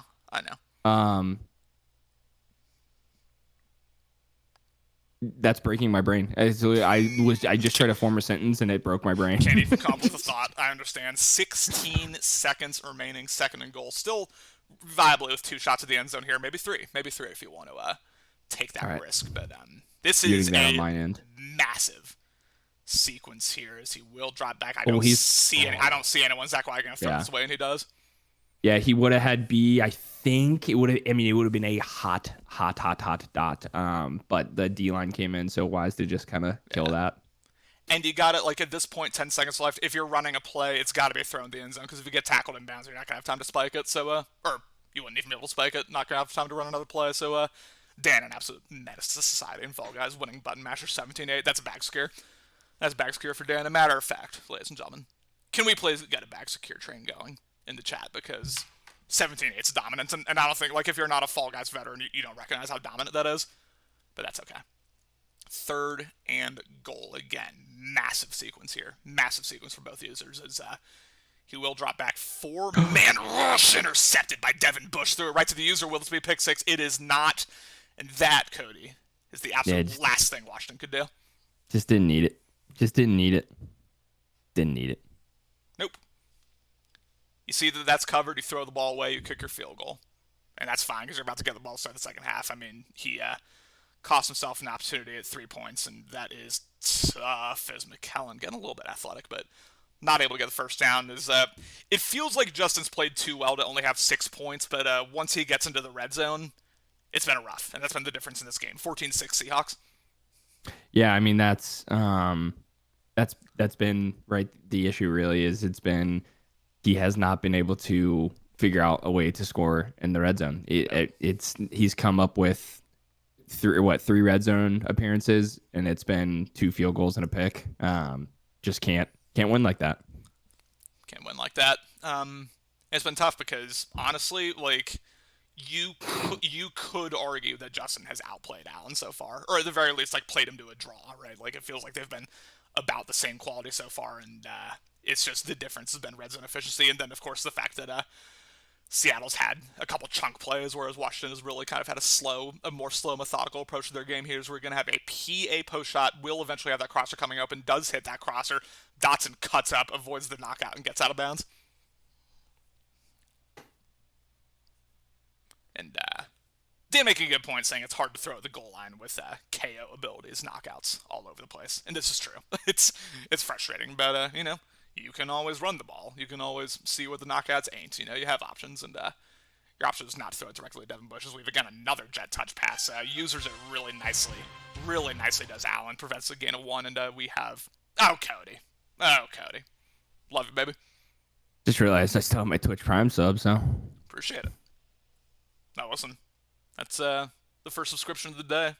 A bag secure for the people. Cody Youngson subscribing with Twitch Prime, and it is much appreciated as Zach Wyatt has, once again, it's been very pass heavy this day from Zach Wyatt. Oh God, I think that's better. That's tough. Yeah, that was just needed the O line to hold up for like literally a half a second longer. Yeah. I mean, we saw the instantaneous shed in the interior there. That was about to be rough. And 3rd and 9. This is. I don't hate this with the audible, but don't be afraid to dump this off here. RB's open. Oh God! Instead, throws a hot one to Dotson. Oh my goodness. Yeah. The pocket presence needs to be better. I think. I think he was feeling some like a blitz was coming, even though it didn't. And he dropped back at like probably 13 yards, like backwards and to the right there, and almost let the pressure come in.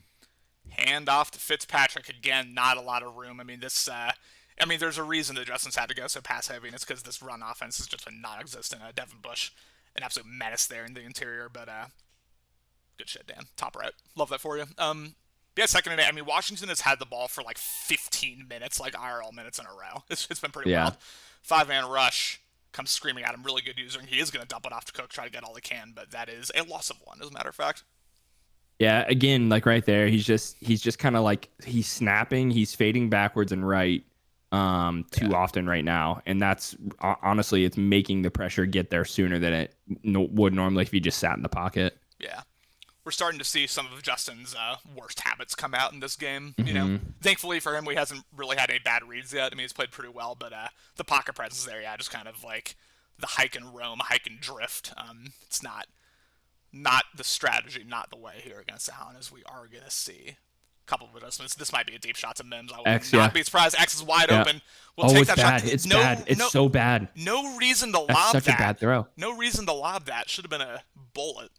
Yeah, it was a touch pass. Like, that was such a bad throw. I don't know what happened. Like, I think that was also just on like Wyatt just didn't put it down the field, or like I don't. Yeah, maybe he did the maybe he did a free form, but I think all you needed to do was just literally hold the button down. Yeah, a bullet pass there. I don't think George Evans can get there in time. Like, especially if he's leads him maybe a little bit more to the outside. That was a missed opportunity, like you said, for Washington. And now again, I mean, we've seen, now granted that was not a red zone drive, but it feels like the story of the day for Washington, despite Justin honestly playing really well, is just missed opportunities. Like, once he gets in the red zone, once he gets in that situation, just he's kind of like, I won't say given Allen the lead, but Allen has had a couple really nice defensive stops as McClellan tries to cut up, but not a lot there for the rookie. Yeah, good run user there. Filled the gap really well. Out of Justin. Yeah, filled the gap nicely. I thought he was going to cut outside and break it big, but tried to cut back in the interior. 95 will, I don't even know. I've never seen that before. That was kind of nutty. But 2nd and 8 here, I mean, who knows how much, I don't want to say rust because Allen plays a lot of Madden, but like, who's to say that, oh my goodness, you cannot play an RPO any better than that? Yeah. Third Yeah, and he was eight. in he was in a little one robber press there, but it was disguised pretty well. It didn't look like man coverage from Allen's front, I would say. Disguised it really well. Now 3rd and 8, he's going to, I don't know why people do this, but he's going to flip his linebackers as he will drop back again. Good usering. He's going to take a shot. That's risk. Oh, that's so unfortunate.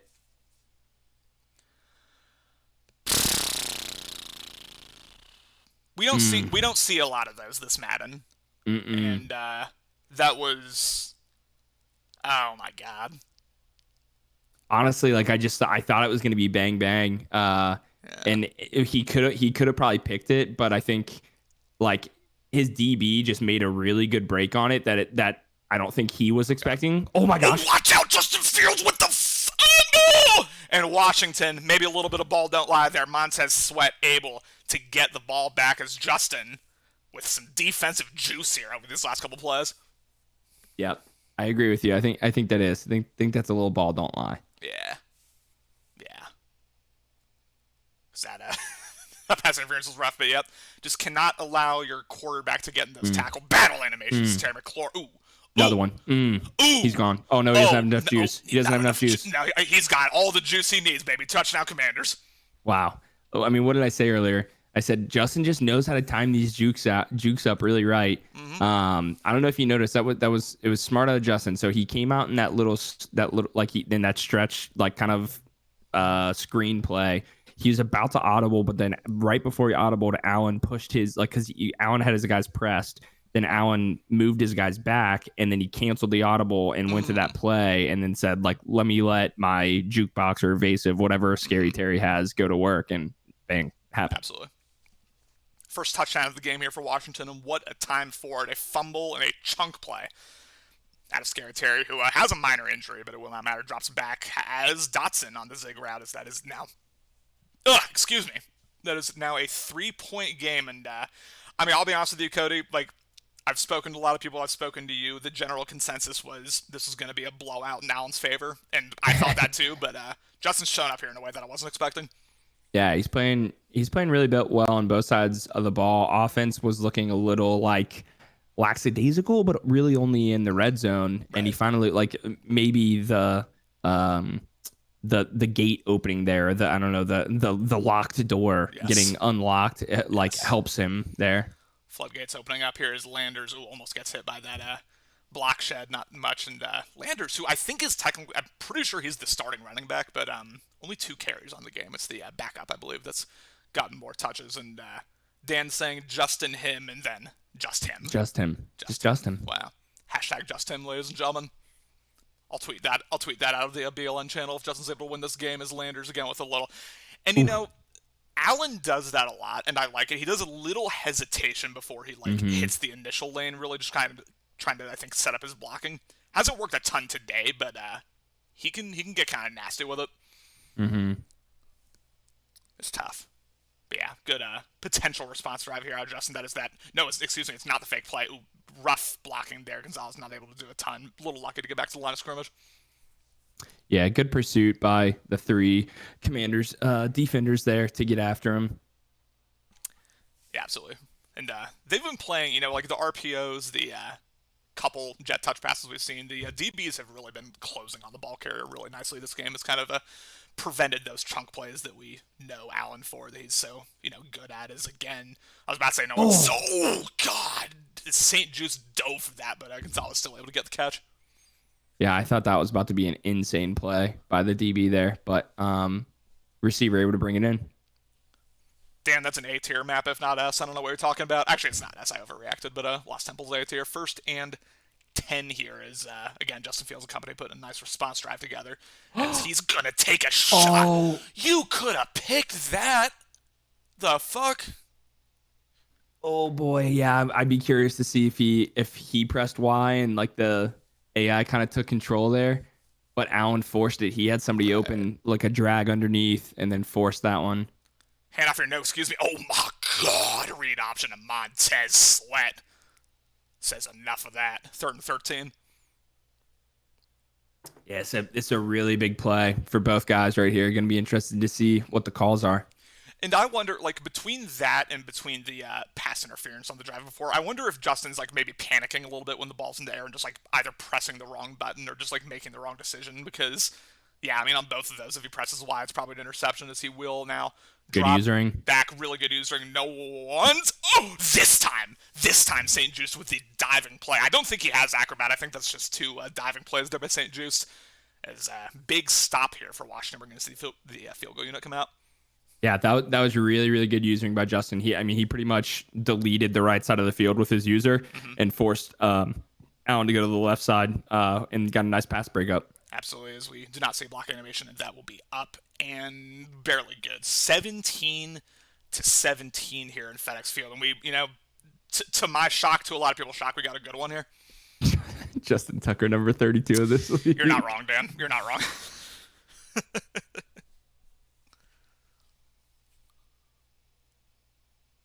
I want to ban kicking it to the sideline. Can we all just, like, be men in this league, please?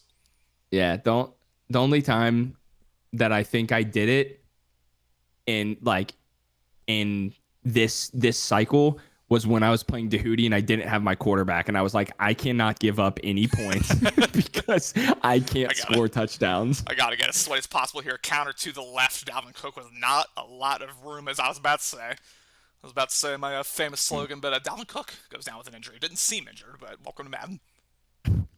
But yeah, I agree. The corner kicks are dumb. It's dumb. Just kick down the middle. Just land a hit stick hang your balls and play good kick return defense. Land a hit stick for me one time. Oh God, Zach White gets screamed at and goes down. And ladies and gentlemen, put your fours in the chat.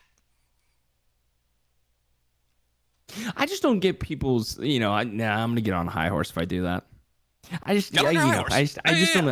don't understand people saying like, oh, like the blocking just gets so crazy. Like, well, control the click on, make your player miss all the blocks and go make a tackle. That's what I do every time. Like, I think I can't tell you the last time somebody caught a kick return touchdown on me. It is not that hard to play good kick return defense with your user. Good.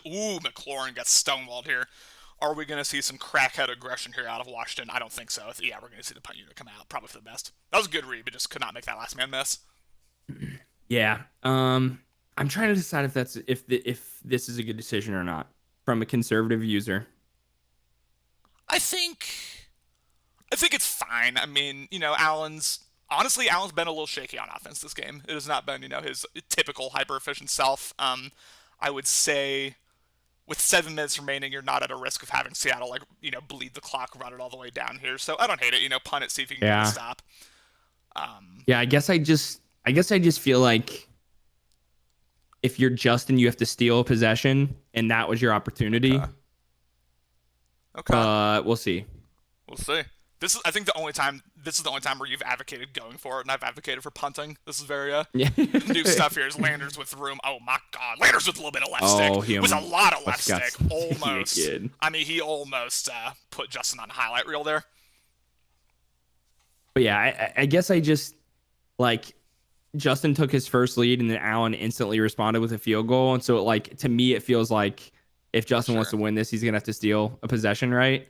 And that 4th and 3, kind of nearish the middle of the field, might have been his chance. 6-man rush does not get in, and that's a risky read, but Wow. Noah Fant, the big body of the tight end, they're able to catch it, and hey, immediately justifying what you were saying, because Seattle's already in the red zone.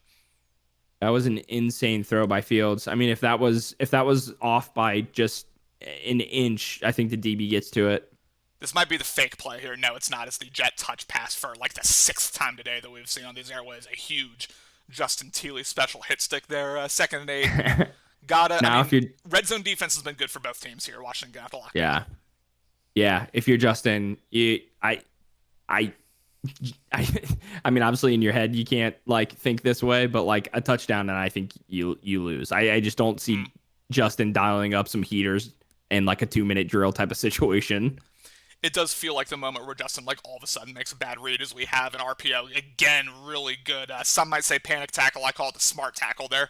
Able to take down the ball carrier before it reaches the end zone. But I don't even know who that is, to be honest with you. But, yeah, I tend to agree with you that this could be where, Justin's, like, worst tendencies rear their ugly head. But they haven't yet. Massive third down.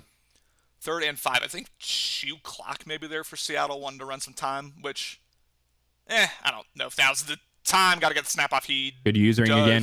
Wow. Good usering again. Threw it right to Davis. Intercepted by the linebacker. Tries to get the Jesus Christ. He got hit stick. That was not a great read by Allen, if I'm being honest. No, I mean, and Justin and you all proved me wrong right there, right? I mean, I said he needed to steal possession. He did it the hard way by getting a pick in the red zone, but there's his possession that he still like now. He needs to use all this clock and go get points and win. Yeah, just threw it right to the linebacker there. How many? Oh my God, is Dotson with room? Are we going to see him get a little sticky here? Yes, we do. But George Evans, the male stripper, able to take him down. Washington with some momentum, and Dan, I know how much you love hearing that. Does his entire receiving core have and then his running does his entire offensive skill players have jukebox? Well, Dotson doesn't have abilities. I think he's just got the stick work. I think Justin's just got that right stick going. I thought I saw him with a star under them, but maybe, I'm not sure. Look out, Dalvin Cook with all sorts of room does not have the speed to get past Sauce, but again, another really nice lane, and Washington's putting themselves in a nice position here already with 2 chunk plays.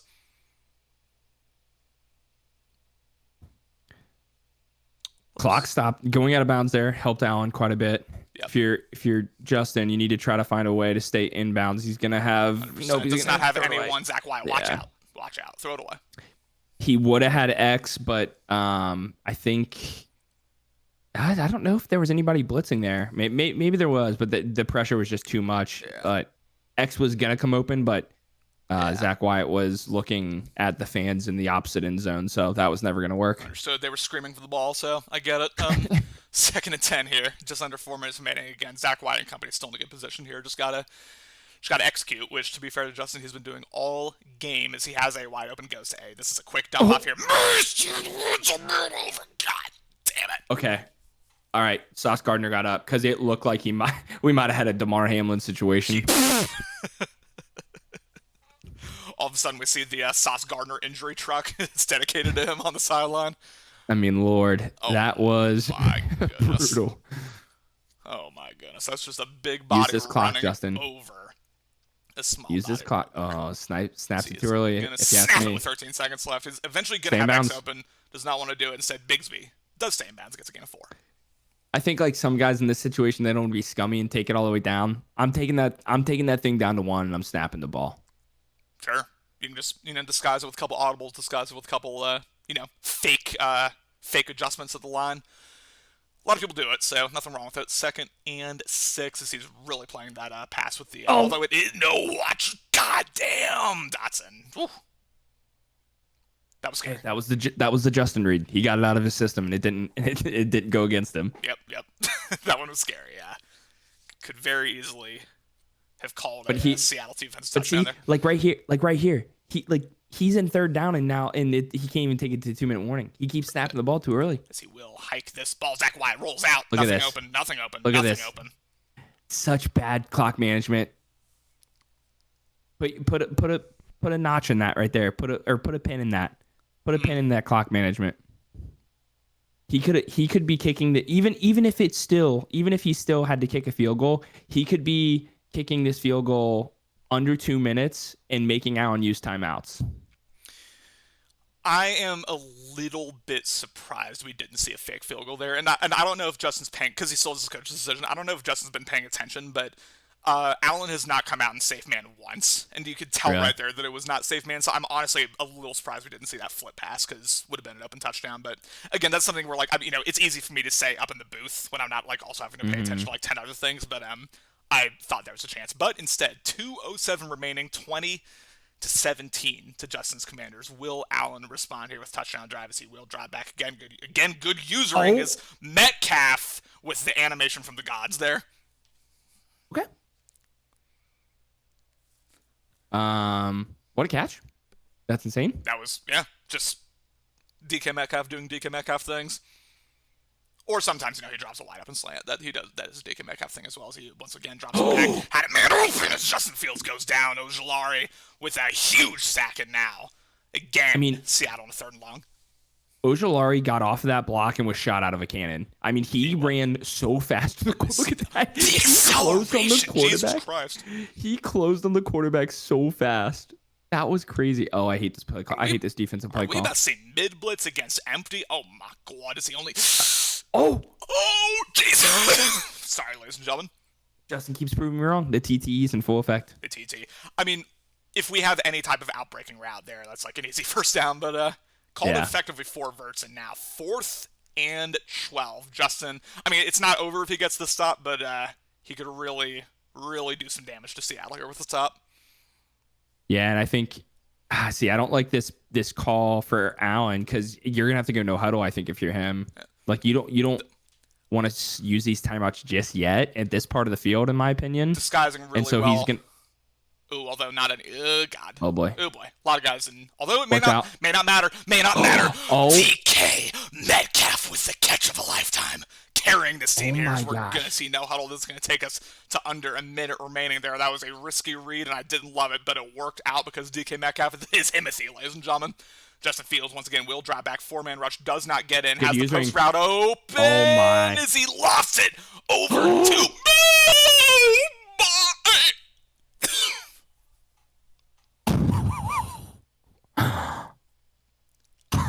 The stick work. The stick work. He just I'm in shock. sent both of those defenders to their grave. The Shadow Realm just welcomed 2 new souls. And they're Washington Commanders defenders. 24-20. What? Hey, what did I say before? Clock management. The clock management. He was so close on the 4th down to getting a Oh my stop. gosh. And then he was so ooh, you're exciting me, Cody. Sorry. No, it's I'm okay. ahead. Listen, it's okay. React however you got to. I do not like coming out in single back. Can I just say that? Can I just raise my hand and say that? Pause. Don't do this. Play action too. Did he pick the play action, or were they both play actions? They're both play actions. Hey, Justin. No one thinks you're running with 40 seconds left down 4 points. Hey, Justin. It's 40 seconds. Okay, he canceled the play action, but still single back. I don't care. This is rough here. And- Okay, we wasted 4 seconds and we got -3 yards. Cody, I was saying that at some point Justin's worst tendencies might come out. I think that's what we're seeing. We'll see. 36 seconds left, 3 timeouts. He may I don't know what the fuck that was, to be honest with you. Yeah, Dan's just not happy. Little Alex coming in for the first time, just saying Justin's blowing it. Dan saying Justin's got a Tinder date during the divisional round. It's possible here as he will. Hey. Oh, my gosh, yeah. Draw He's back. so shook right now. He's locked in. He's locked in on that He's dump so off. shook. Yep. All he had to do was stand in there and throw at the A. I don't know what he's looking like. It feels like he's literally just staring at Dalvin. Yeah. He just folded under pressure. The game's not over. 3rd and 14. Game's not over. He is, for 2 plays, he's folded under pressure. We'll see if it continues. But 3rd and 14 is you got to think he's playing back with his user most certainly. hate this streak. There's just gonna be a lot going on in the middle of the field in this play, and I'm interested to see what Allen does. A. We've only a He would've three-man had A, rush. but he Has would- A, oh, has but A, he has found- X though. Has Terry McLaurin, ladies and gentlemen, is he will not get out of bounds. Not able to get out of bounds. Huge gain is Washington Spencer's second time out. Big tackle by that DB underneath to go get him. And because if he were able to get out of bounds there, this is like one timeout, 24 seconds. This is not a lot of time to get 7 points. If it would have been 2 timeouts, 24 seconds, that would have changed things immensely. Yeah, different situation for sure. Yeah, still got to drive 43 yards effectively here with 24 seconds left, and couple deep threats on this field. Mason, Mims, he will have that corner coming open. Hits that corner. Mason Probably gets it best knocked that's out, which is dropped. for the best. That's for the best. Yeah, You don't want to. you don't want to waste the time out there. Boy, little Alex just getting toxic. As This next play, I think you want to get as many yards as you can, and then you start taking shots at the end zone. Like you want to get this to like the 25 if you can, maybe the 20. ideally. 4 verts, huh? Wasn't Okay. I've been known to pull out some 4 verts. There's only so much you can do here. Is Y's not gonna be open. Nope, no one. Got to throw it away at this point. Again, my wasting so much gosh. time. Oh my god. Oh my goodness. No, oh, he threw it too late. He threw it too Intercepted late. by White as he is going to take this to the 49. As that is gonna do it. I mean, I He tell you did the what. right thing. He just threw it too late. Yeah. He panicked. Yeah. That's gonna it's gonna wrap up this ball game here. Justin gave a valiant effort. Honestly, played really, really well, but mismanaged the clock and then mismanaged that final drive, and we are gonna walk out of here with Allen moving on to the divisional round, 24-20. Congrats to him. Yeah, I mean, I would love to. I'm not going to do it because I don't care that much. But I would love to see go back and see what the clock was and how much time Justin could have taken. Like where he could have got. Would he have made Allen use 1 timeout, 2 timeouts? I it feels like definitely he would have made him use 1, maybe 2. But anyways. It's tough to say. I mean, I think I don't know if it would have mattered a ton based on the fact that Allen still had all 3 timeouts at the end, but it was tough. But great game to both these guys. They're both in here, both storming into the booth after that one. Allen able to move on with a 24-20 win over the Commanders. Allen, we'll start with you. How we feeling? Feel good. I didn't play well, honestly. I'm honestly freaking exhausted, bro. If I'm being real, it's been a long day, but I didn't play well. The fumble with Justin Fields was conservative and the only one I've had this season. But I'm not even surprised because it's Justin. He always gets something that's never happened to me before. But no, it was a good game. He played very well. I felt like I gave him the game. I feel like he should have won. I played really, really bad, but I'm happy to move forward and I'm gonna get some good sleep and be ready to smack C-Mass in the mouth tomorrow. So that's the mentality we got. I'm tired of this freaking slander. I'm tired of the nonsense. I'm tired of these injuries. I got my best players are hurt, so we're just gonna take it all out on whoever's next. So no disrespect, love C-Mass, but we gotta lock in. My last thought, and then I'll let y'all chime in, is Warren gets on me like this a lot. I don't know why, and this is no disrespect to you, Justin, but I feel like I always play down to who I'm playing. But when I play someone great, I make no mistakes. It's just I have to get out of that mentality of just playing bad against people that I think I'm capable of beating. So good game. I'm a little salty because I'm tired. So take no mind to this. I'm just sleepy. So end of the first half, beginning of the second half, Justin puts up 2 long, sustained drives. I think one of them resulted in a field goal. Or no, or actually not even. It was the interception, but then one of them, I think, resulted in a touchdown. And there were about, I'd say, 15, at least 10 or 15 minutes of IRL time where you just did not have the ball. And I'm curious, did that stretch give you any rust, or were you kind of getting antsy at all, being all right, I need to get the ball at some point, or what, or was that not even in the back of your mind? What were your thoughts, I guess, during that stretch? Honestly, I wasn't thinking about it, but halfway through the game, I'm like, I literally asked myself, I'm like, Alan, why are you playing like this? Like, you don't play conservative against people. Like, take it to them. Like, you take it to the Warrens of the worlds and stuff. Like, don't be scared. And so I was like, I don't know why I'm playing like this. I was playing very, very scared, like very cautious, and that's just not how I play. I got to take more risk and things like that. So I wasn't really thinking about that. I knew that if he stayed in the game long enough, that he was gonna get, something that was gonna put him in position to win. So, like I said, I should have lost that game if I'm being honest. But I'm glad that we were able to make some plays and come out on top. Cody, what do you got for Allen? Yeah, I mean, I think you've kind of summarized it. I think you would, yeah, agree that you haven't played your best game. A lot of us, but a lot of us call that the TTE effect when you're playing Justin. Something about his game. Something about his game. He has a way of just making any user feel like, how the heck do I beat this guy? How the heck do I beat him? I've been a victim to it plenty of times. But it's kudos to him. He's got a very unique play style that ends up working out for him. That is like not, you don't see very often. But kudos to you. Shout out to the big game, and can't wait for the game against CMAS. Yeah, he's in the Twitch chat taking notes for your call out. Beautiful. We'll go on to Justin now. Justin, great game. I mean, if you listen to this back, I mean, I think I can speak for Cody. Think he played really well. Just not quite enough at the end there. What are your thoughts on this game before we get to questions? Uh, Allen definitely deserved it. Offensive wise, there was a lot of times where I just felt like I couldn't stop him at all. And the Madden gods kind of got a little payback on me for that block kick to beat him in the regular season with that DK fourth down catch.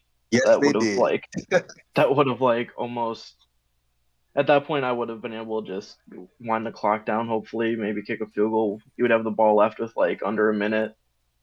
But damn, that one sucked real bad. Yeah.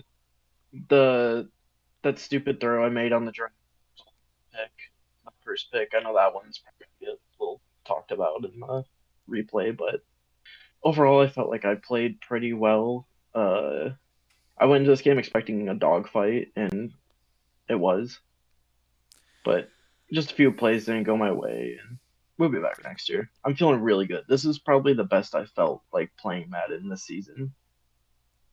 Deservingly like, so. I think he played great. Yeah. Yeah. Yeah, like all cycle, I think this is I'm at my peak of the cycle.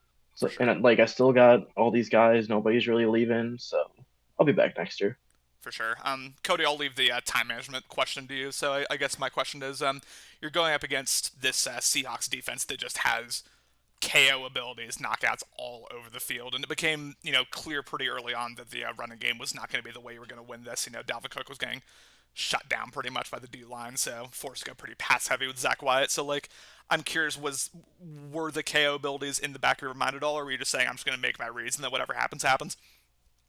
Pretty much just whatever happens happens. I have a lot of plays where I usually have the guy open enough to where KO doesn't get close enough, but there was a few on this game where it affected, but it wasn't. I didn't notice them too bad. For sure. Cody, go ahead. Yeah. Yeah. First things first, I want to agree with what Connor said earlier. I mean, I think both of us throughout the game were saying that you were playing very well. I mean, you're moving the ball on offense. You were making some really nice decisions with your user. But yeah, honestly, the thing that stuck out to me was when you had the ball, there's about little over 3 minutes left around midfield. And you kept snapping it with like 10 seconds or like 13 seconds left on the clock. I didn't know if that was like intentional or if you just weren't really like paying attention. Curious on your thoughts on that, because I like if I did the math correct, I think it would have been in a position where Allen would have been forced to use, like, you could have got it to the 2-minute warning based on the first downs that you got, and then made him use some timeouts, like even if you only kicked a field goal. So yeah, just curious if like maybe you're like, I just wasn't even paying attention or anything like that. It was a mix of, well, I was trying to drain it down a little bit, but I was like, I'm kind of nervous because like, what if he stops me pretty quickly? Like if I just run 3 times in a row or run twice, he might just put me in a bad position to where like this might become a harder field goal or anything to get by. Uh, and at one point, I just like I had the ball so much on offense this game, where later on in the game, it was like I don't know what to call anymore. We've like ran through all the Yeah. crap that I could think of. So there's a couple times where I went back to plays I called earlier, and they actually worked. But yeah, I probably could have chewed it down a little bit more, but I was just kind of worried that somehow he would still get the ball back like even earlier, and that would give him even more time to play with. I got you. Yeah, well, again, shout out to you. Great season, able to win the division, which I don't think is something a lot of people saw coming, against Alex Cowboys. And then, a great game, honestly, that came down to the final drive, and that's sometimes all you can ask for against users, of Alan's quality. So, Alan, we come back to you. You've already said you're tired of the slander, you're tired of the BS. You're coming to us, send a message, but I just want your quick thoughts on the CMAS matchup, just like user to user. Well, before I get to that, I want to say something about Justin's scheme. Yeah, I don't think many people realize how brilliant what he does is. Like You're nobody gonna in the get some league. heat for saying that. No, I'm serious. Like nobody in the league pays attention to what's on his quarterback. So like you can't blitz him because he's just gonna run straight backwards and throw a crossbody ass that doesn't get freaking pressure like a penalty. So when I first played him, I'm like, how is he making these throws? And then I looked at what he had on, and I'm like, that's smart. He just sprints backwards and turns and throws, and it worked. And so I commend that because the end of the game, I was like, wait, why am I blitzing him? Let's just sit in coverage, and he's gonna throw us the ball because it's smart. Like you can't. I haven't seen anybody play like that. I think it's very brilliant, honestly. Um, but CMAS, I think he's a good opponent. Yeah, I mean it's tough, man. I can't sit here and say it's not tough. Not having my inside stuff, not having A chain, which I feel like I haven't had a run game all year, so that really hurts me a little bit. Um, and then I think one of my linemen. Luckily, I got my safeties back. I was without them at one point too, so it's been an injury filled season. But yeah, I'm looking forward to that game. Looking forward to it. I think I'm gonna win. Yeah. So Beautiful. yeah. Well, Cody, you graced me on the doubleheader here. Appreciate you hopping to the booth. I'm gonna let you sign us off here. What do you want to say to the people? Yeah, ladies and gentlemen, we'll have, I think, some more playoff football not tomorrow night. Thanks for joining. We've had some pretty hype streams. I mean, that's amazing. Again, need some subs to BLN. Need to support our guy Connor for the content. I don't think we're gonna see him tomorrow necessarily, but I'm sure he's gonna ride us into Valhalla this weekend. Oh yeah, I'm coming. Noise complaints be damned. Yeah, thank you all so much, Alan, Justin. Thanks for joining me here in the booth. Congrats to Alan and congrats to who the fuck played in the last game. Oh my god, why am I blanking? CMAS. Congrats to CMAS too. Oh my god. Um, Long stream. Go ahead. big Alan. ups to y'all. Big ups to y'all for taking time and dedication to doing this. Mhm. I know it can't be easy. I know Connor. I know sometimes you're like, I know you're sleepy. Just wait. There's no way he's not tired. Listen, So big ups to y'all. I want to commend y'all and um. Actually, if I might be able to help out this weekend if y'all need someone, so just let me know. definitely. We'll get you in the booth for sure. I mean, I've always said and I mean this. I wouldn't do it if I didn't enjoy it. I always love hopping to the booth, chopping it up, watching some playoff football, the games that I care about. So it's a lot of fun. But yeah, Cody, thanks for joining me in here, and congrats to Alan, congrats to CMAS on two, very very close games. Both of those are really good games that kind of came down to the final drive both ways. But we're gonna cut this stream. Appreciate y'all for joining, and peace.